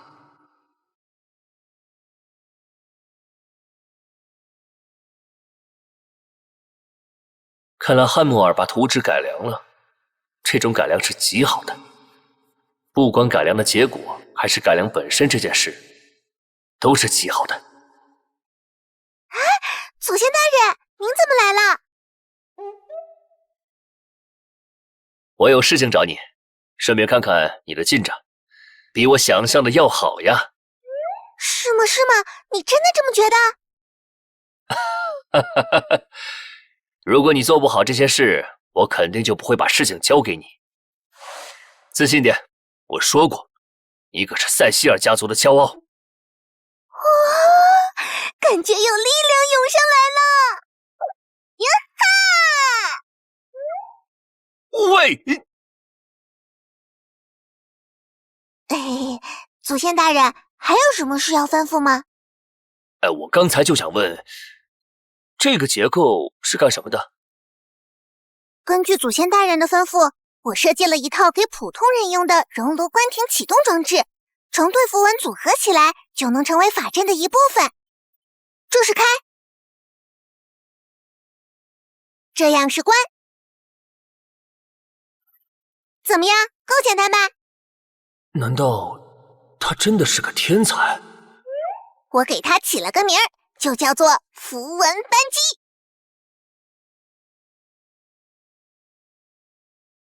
祖先大人，您是准备把这些水晶当炸药使唤吗？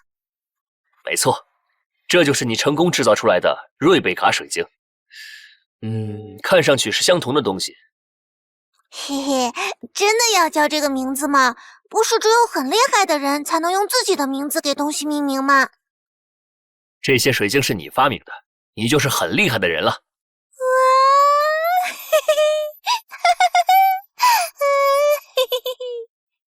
先别傻嘿嘿了，我想知道这种材料是怎么来的。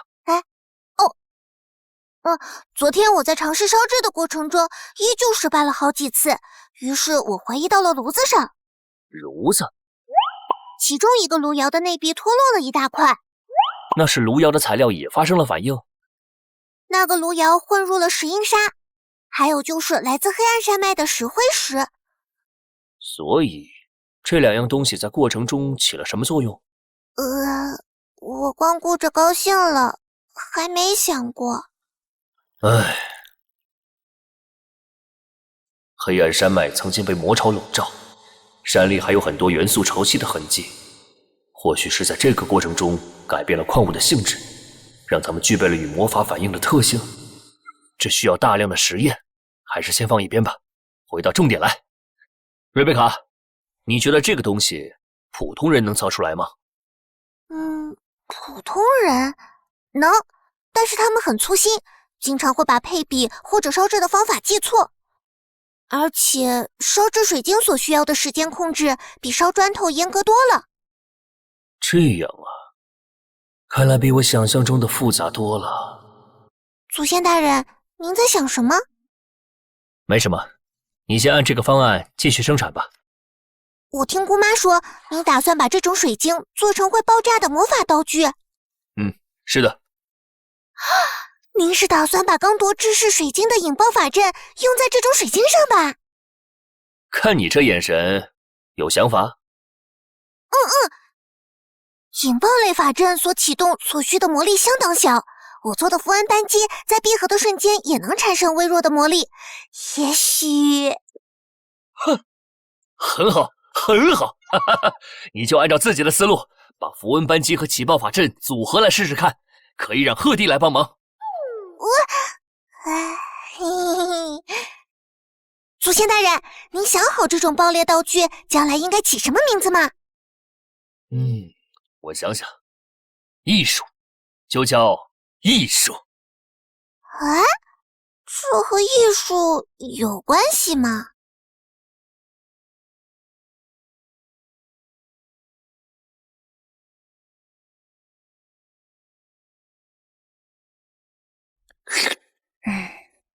这地方和老古董嘴里的穷山恶水可完全不同。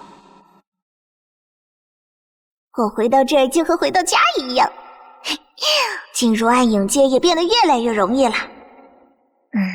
不过我并不是什么暗影天赋超群的法师，那么只有一种可能，这个世界正在发生变化。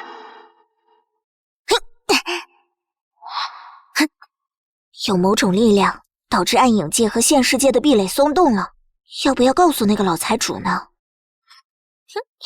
不过，就算这家伙对稀奇古怪的事再怎么感兴趣，也不至于把我按在实验台上切了吧？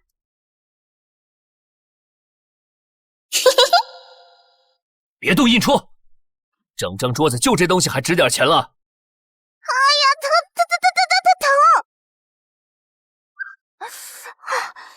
你这家伙还是不是人呢？感应怎么能这么灵呢？你盯着我这个银质印章好几天了，真以为我不知道？我就是有一些大胆的想法，这不还没付诸实践吗？切，你实现了12次，每次都被我打回去了好吗？说吧，找我什么事？你在饭点之前回来肯定有问题。难道我在你心中就只会吃啊？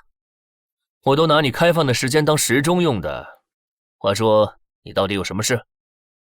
其实我发现这2天进入暗影界比以前容易了好多。什么？怎么了？你怎么这么震惊？我只是没想到你这货竟然会和我谈正事儿，一时受到了惊吓。话说，你第一次带我进暗影界的时候就说过，你也是第一次进入这么深。我胡说的。以前进暗影界真要靠仪式和熏香，最不济也得焖半瓶子暗影药水才行。焖半瓶？你那是喝死过去了吧？我真的感觉到暗影界在靠近现世界，虽然只是初级阶段，但他们会越来越近。那暗影界和现世界接触会发生什么吗？我哪知道，总之不会是好事。你这说了不等于没说嘛。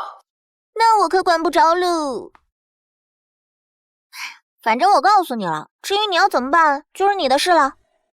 你这家伙！怎么回事啊？不知道，过去看看。看来是瑞贝卡的实验。妈耶，不会是艺术爆炸了吧？这个丫头行动力真的超强啊！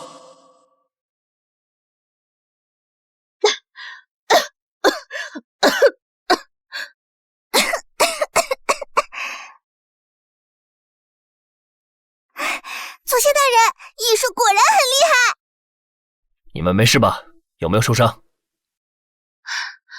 祖先大人放心，我们都平安无事，只是大量水晶颗粒同时引爆的效果有点超出预期。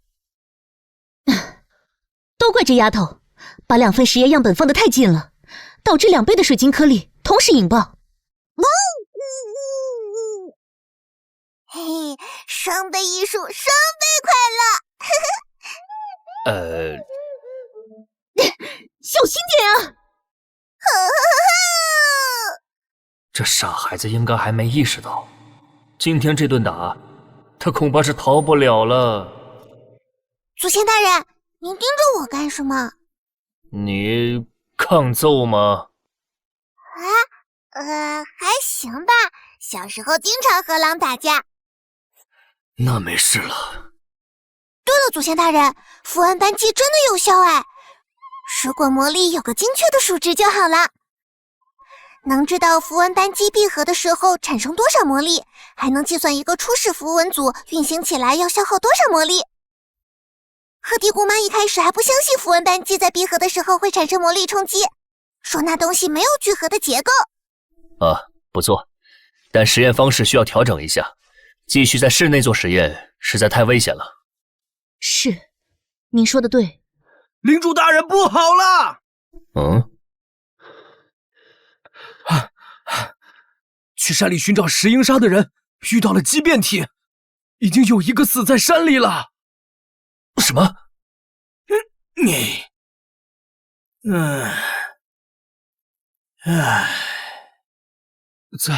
在进山之后往西走的岔道上，有好几个血红色的恶魔，我们和他们面对面撞上了。我们拼了命的跑，但托克被怪物抓住了，几下子就没了动静。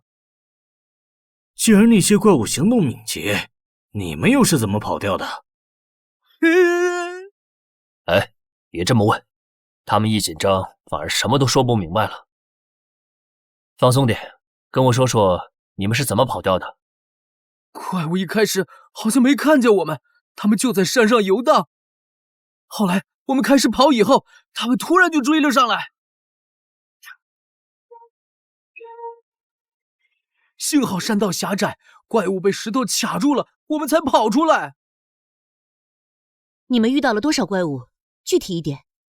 4个。刚开始只有3个，追上来就变成了4个。也就是说，你们只看见一部分，实际上恐怕更多。这些畸变体是怎么出现的？从哪儿来的？来，喝掉这些药吧。他们喝完药，再加上净化法术，过个几天就好了。辛苦你了。哎呀，别提辛苦，咱们是发工资的交情，还说辛苦多伤钱呀。不愧是那家伙带来的。不过这几人一路哭爹喊娘的，现在整个营地都知道这事儿喽。这些还难不倒我。今天所有外出工作暂停，但所有工作组事务照分。而拜伦，我要将你们新招的民兵也武装起来，加强安防和巡逻。是。还有你。如果我说不去，你是不是会把我拍到墙上？会，而且是抠都抠不下来的那种。好吧，我去就是了。我还没说完呢。我跟你一起去。是不是我在这画图时间长了，你都忘记我700年前是干什么的了？对啊，这老古董一直窝在帐篷里画图，害得我差点忘了，他本来就是专门在王国边境打小怪兽的呀。你们放心，如果畸变体只有3、4个，我过去顺手就干掉了。如果是一大群，我和这个半精灵还可以带你们全身而退。只不过我需要你们带路，找到这些畸变体。老爷，不要啊！我们不想死啊！这是命令，而且我会履行义务，保护你们平安返回。义务？贵族老爷平时宣讲的义务？真到了生死关头，我们这些贱民的命，哪有贵族老爷的命宝贵啊？我是高文塞希尔。啊！700年前干掉几十万魔潮怪物的传奇。如果怪物真的来了，难道不是和我在一起才是最安全的吗？啊！是，遵命。就在这附近了。提高警惕，进入战备状态。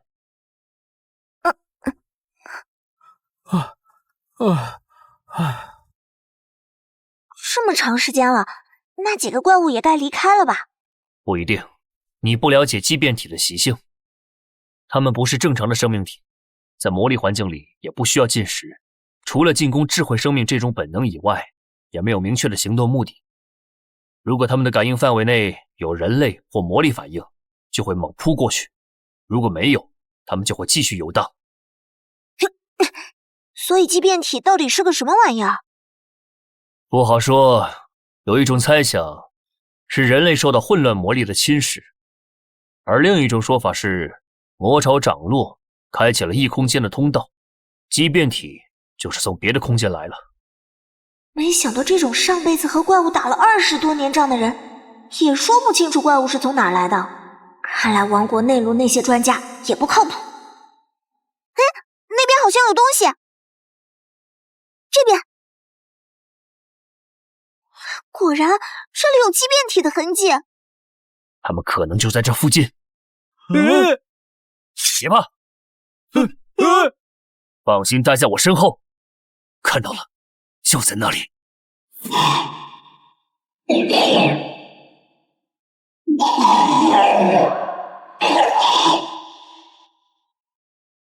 调查过了，一共4个。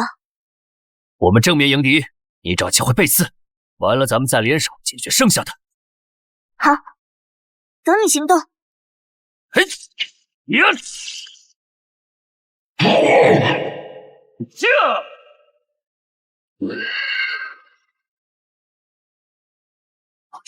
好机会！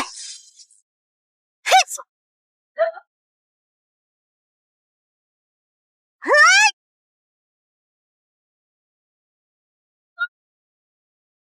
轻轻松松，不愧是我。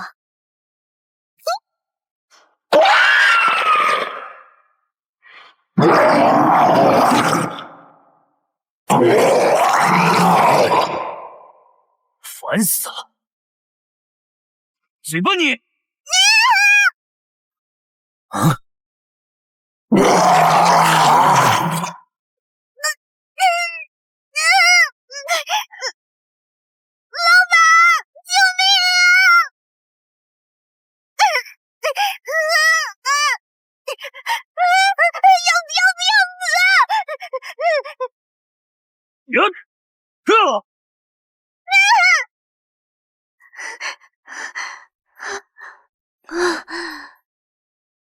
吓死我了！看来我还是得加强自己的逃命技巧。正常思路不是应该提高一下正面战斗力吗？我跟你讲，我现在的正面战斗力已经是个人峰值了。我这人很有自知之明的。别贫嘴，过来看看这个。哦，有什么新发现吗？咦，这是什么玩意儿？这是刚铎帝国制式兵剑，不会错的，当年北方哨所用的型号。你是说，这些怪物是从刚铎废土跑过来的？整个刚铎废土都被精灵们建造的宏伟之墙围着，这些怪物怎么可能跑出来？你别吓唬我，说不定这些怪物当初就是墙外的，然后今年刚好晃荡到这儿。那倒不可能，畸变体离开魔潮环境之后会逐渐解体，除非它们的数量超过临界点，能够形成新的混沌魔力环境，否则这些怪物不可能在野外生存这么久。妈耶！倒也没你想的那么糟糕。哨兵之塔建立之时，我就知道那些东西有自我修复和平衡负载的功能。这次很可能是某座塔年久失修，从而功率下降。不过屏障会在短时间内自愈的。用人话翻译过来是什么意思啊？就是屏障暂时破了个洞，但它会自己填上的。接下来，你干嘛？你不会有什么特殊癖好吧？这玩意儿带回去能安定人心。啊！妈呀！等着，我再去弄一个。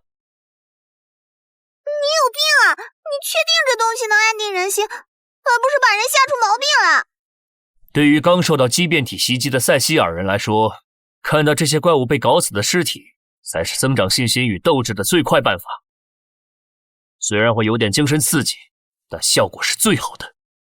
虽然不想承认，但确实有点道理。好了，走吧。啊，对了，回去以后我要去趟宏伟之墙，留在这里瞎猜，永远安心不下来。那我要和你一起去，不亲眼看看我不放心。出来吧，咱们要回去了。我的天哪！神啊！神不会帮你们杀死这些怪物，所有畸变体都被干掉了。我们先回营地吧。这一件一个的玩意儿和700年前一样弱不禁风啊，根本不足以威胁到营地的安全。哼，回了营地，知道该怎么说吗？知道，这些怪物在领主面前不堪一击。可我刚才听见琥珀小姐在叫救命。那是战吼。没错，我这是战吼。总之，一件一个，大胜而归，懂？懂，一件一个，大胜而归。走，回领地，咱们凯旋而归。啊，那是。哈哈哈！鹤弟，我们回来了。哼哼，我当时一跺脚，那些畸变体都不敢吱声了。然后咱们的大领主一个跳劈上去，咵嚓一下。鹤弟，先祖大人，你懂得魔法屏蔽方面的辅助法术吗？中阶以下的所有法术我都学透了。很好，那你再跟我进一趟山，我需要你的法术。啊，怪物不是已经被消灭了吗？我看到您带回来的战利品，还以为要解除警报了。那是暂时安定人心的说法，我怀疑宏伟之墙出了问题，游荡出来的绝不止那几个畸变体。明白了，我去换身短款的法袍，马上出发。走了。等我把这段说完呀！我说老板，你是怎么知道还有更多怪物的？你看见了？畸变体和魔巢相辅相成，它们越多越强，越少越弱。如果数量超过了某个阈值，畸变体也会带来魔巢的污染，滋生更多的畸变体。所以畸变体在没有感应到生命和魔力的情况下，会盲目的停留在原地。没错，所以之前那4个不可能是单独跑过来的。先祖，你看，南路那头的山道上有异常情况。鹤弟，对我们使用魔力屏蔽法术，快！是，魔力屏蔽。鹤弟，这感觉熟悉吗？熟悉，数月前救塞西尔岭就是在这种气息中毁灭的。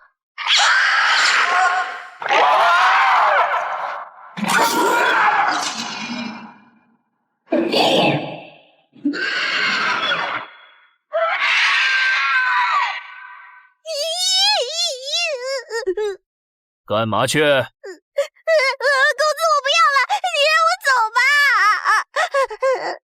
嘘，安静。还好，这不是最糟糕的情况。这还不糟呢，这么一大群足够把营地拆3遍了。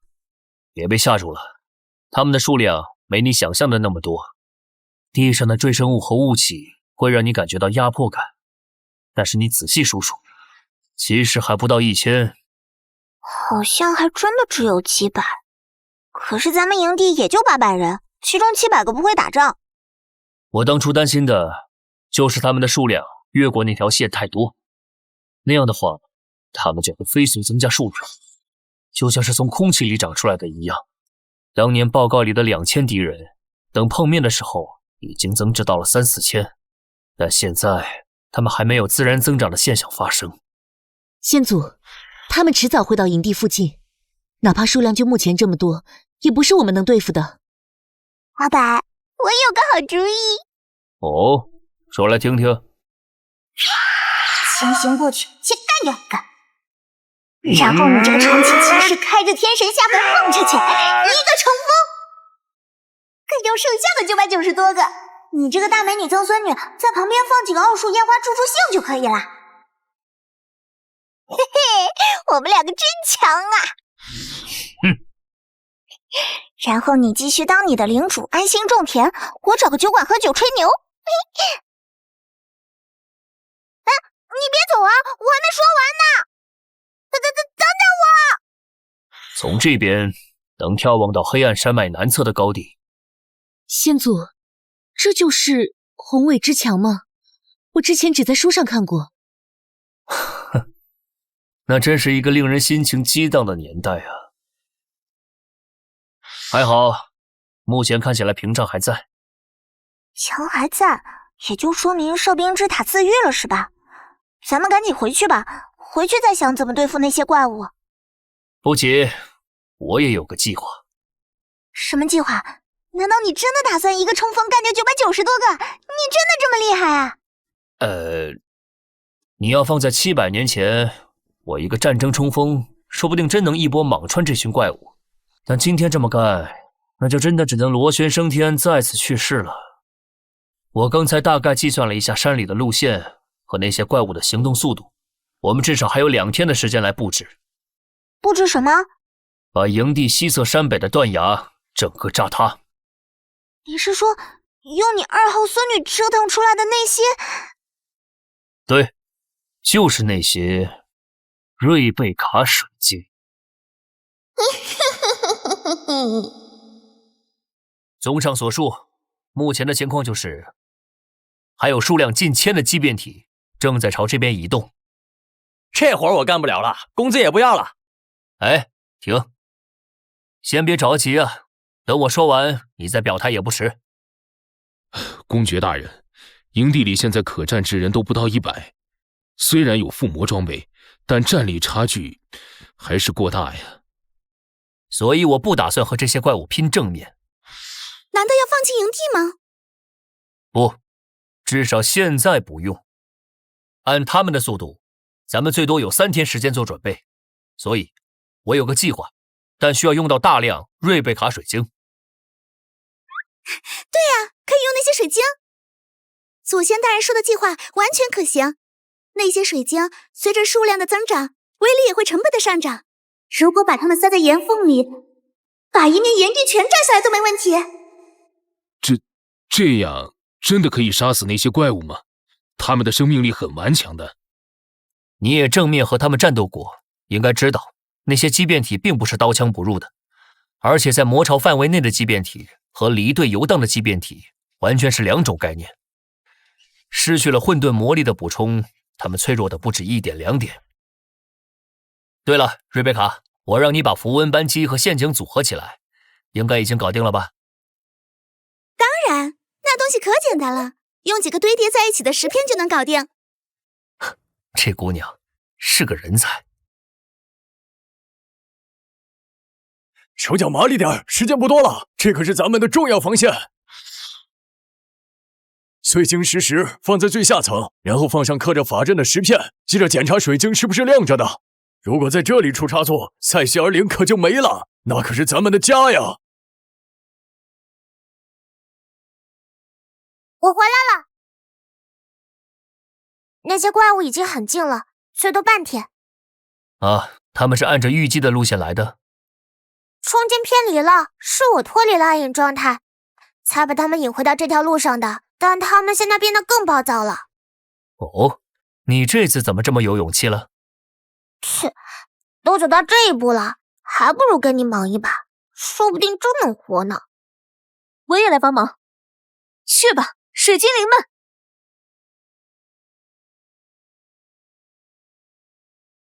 啊，说句肯定没人相信，这居然是地阶法师和一大群平民农奴所修缮的魔法公式。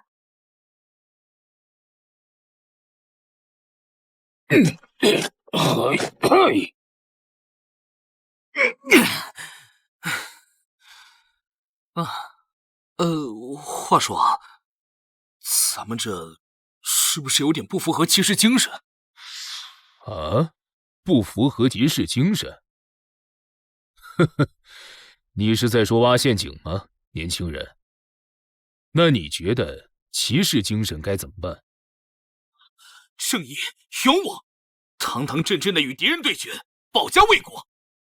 如果胜利再远而归，如果失败，埋骨沙场。现在的后生都这么虎吗？哎，你这家伙年纪轻轻，跟个老教徒一样。别忘了，这些陷阱是公爵大人吩咐的，他是骑士中的骑士，英雄中的英雄。所以我才不明白啊！依我看，这就挺符合骑士精神的。咱们堂堂正正挖了坑，像是战场上的拒马阵，只有最强的敌人才能走出来。你要和坑都过不去的弱者交战，那才是有辱骑士精神啊！哦，我懂了。所以这些陷阱是为了甄别出真正的强敌。差不多就是这个意思啊！我去那边看看。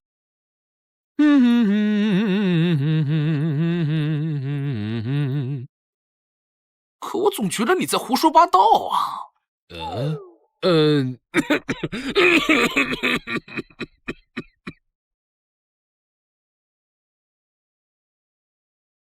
往这上面再倒点石头啥的。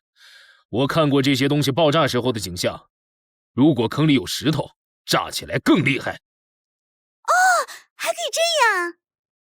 那是当然，别小看了佣兵的智慧，还有骑士的正义。那你等会儿，我这就让人把那些从山里拿出来的破铜烂铁也都埋进陷阱里。哦，瑞贝卡小姐真是天才呀！嘿嘿嘿。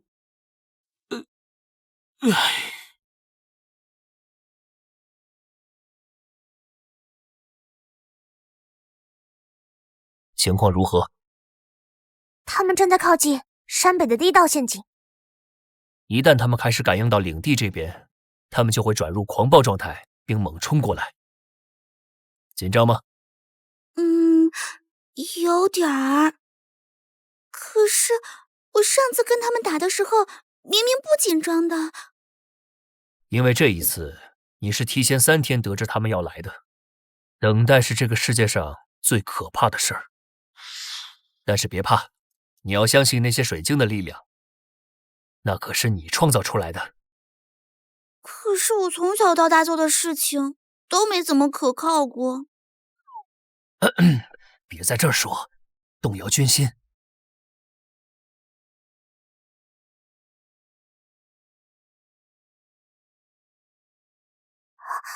他们来了。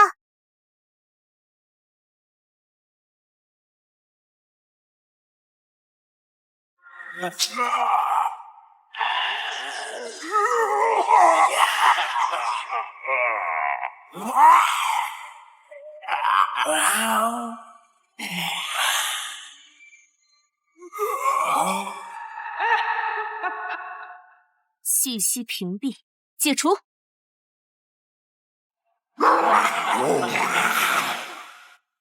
差不多了吧？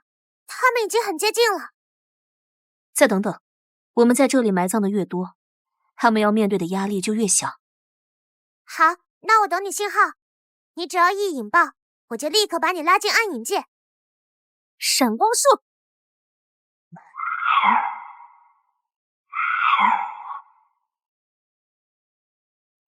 引爆符文。启动。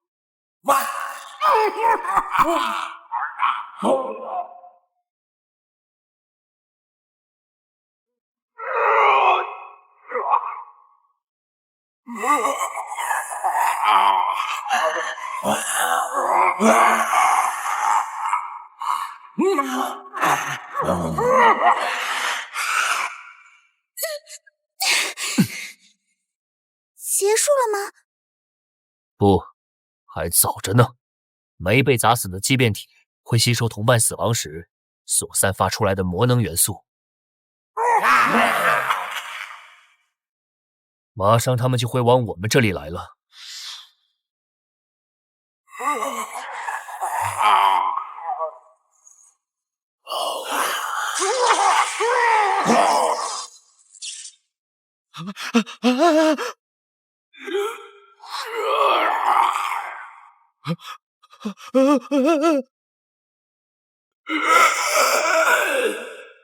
不好，这样非但不会鼓舞士气，恐怕很多人还会被这恐怖的景象给刺激到。有意思哦，有意思的很呐！快看啊！这些家伙被炸得在地上爬来爬去的，最后还被自己人给踩成肉酱了！哎，你说，咱们当初怎么会让这种玩意儿给吓住的啊？拜托，帮个腔啊！我一个人好尴尬的。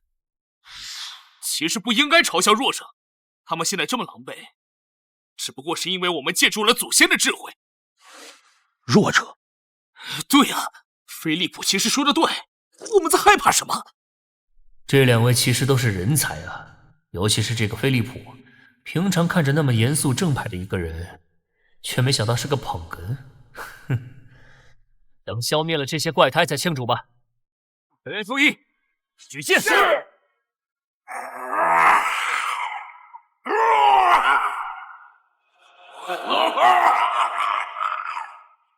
迎击！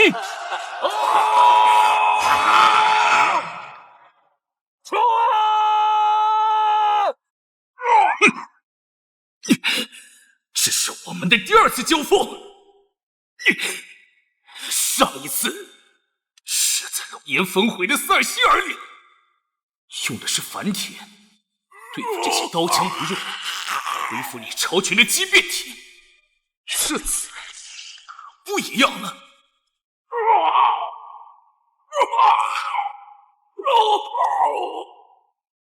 前方注意，不可越过栅栏，小心自己踩在陷阱上。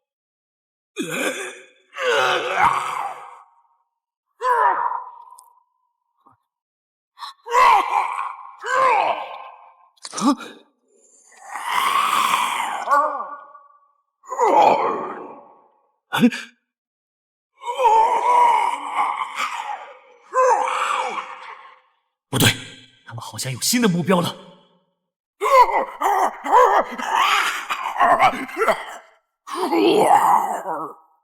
啊？怎么回事？他们要去哪儿？这铠甲充盈着魔力反应，居然没法吸引住他们吗？不好，那个方向是存放着龙蛋石球的营帐。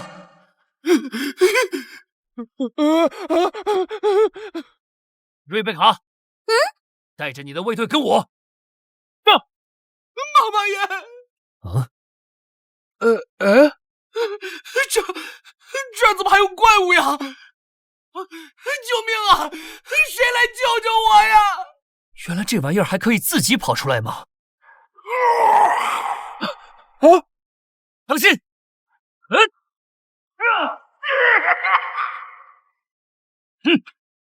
非战斗人员进帐篷躲起来。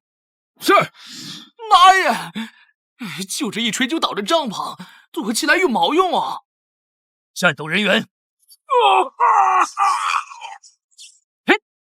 全力牵制畸变体！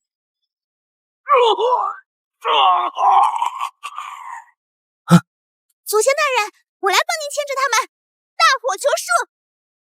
呀吼！哎呀，打偏了点儿。少女，你的火球术修炼很明显出了问题呀！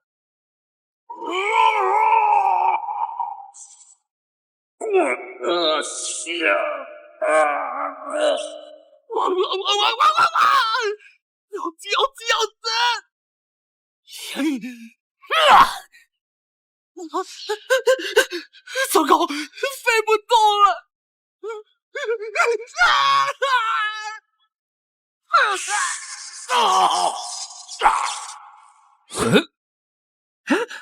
我这么厉害的吗？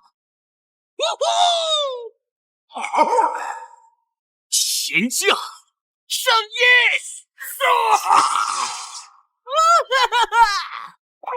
哈哈，我还真是白担心他的安危了。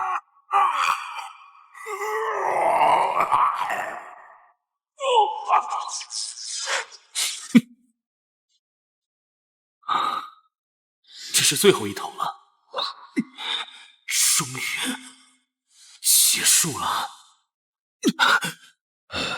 辛苦了，年轻人。败鸾骑士，我们没错，我们赢了，结束了，已经没有怪物从山里冲出来了。哇，我们赢了！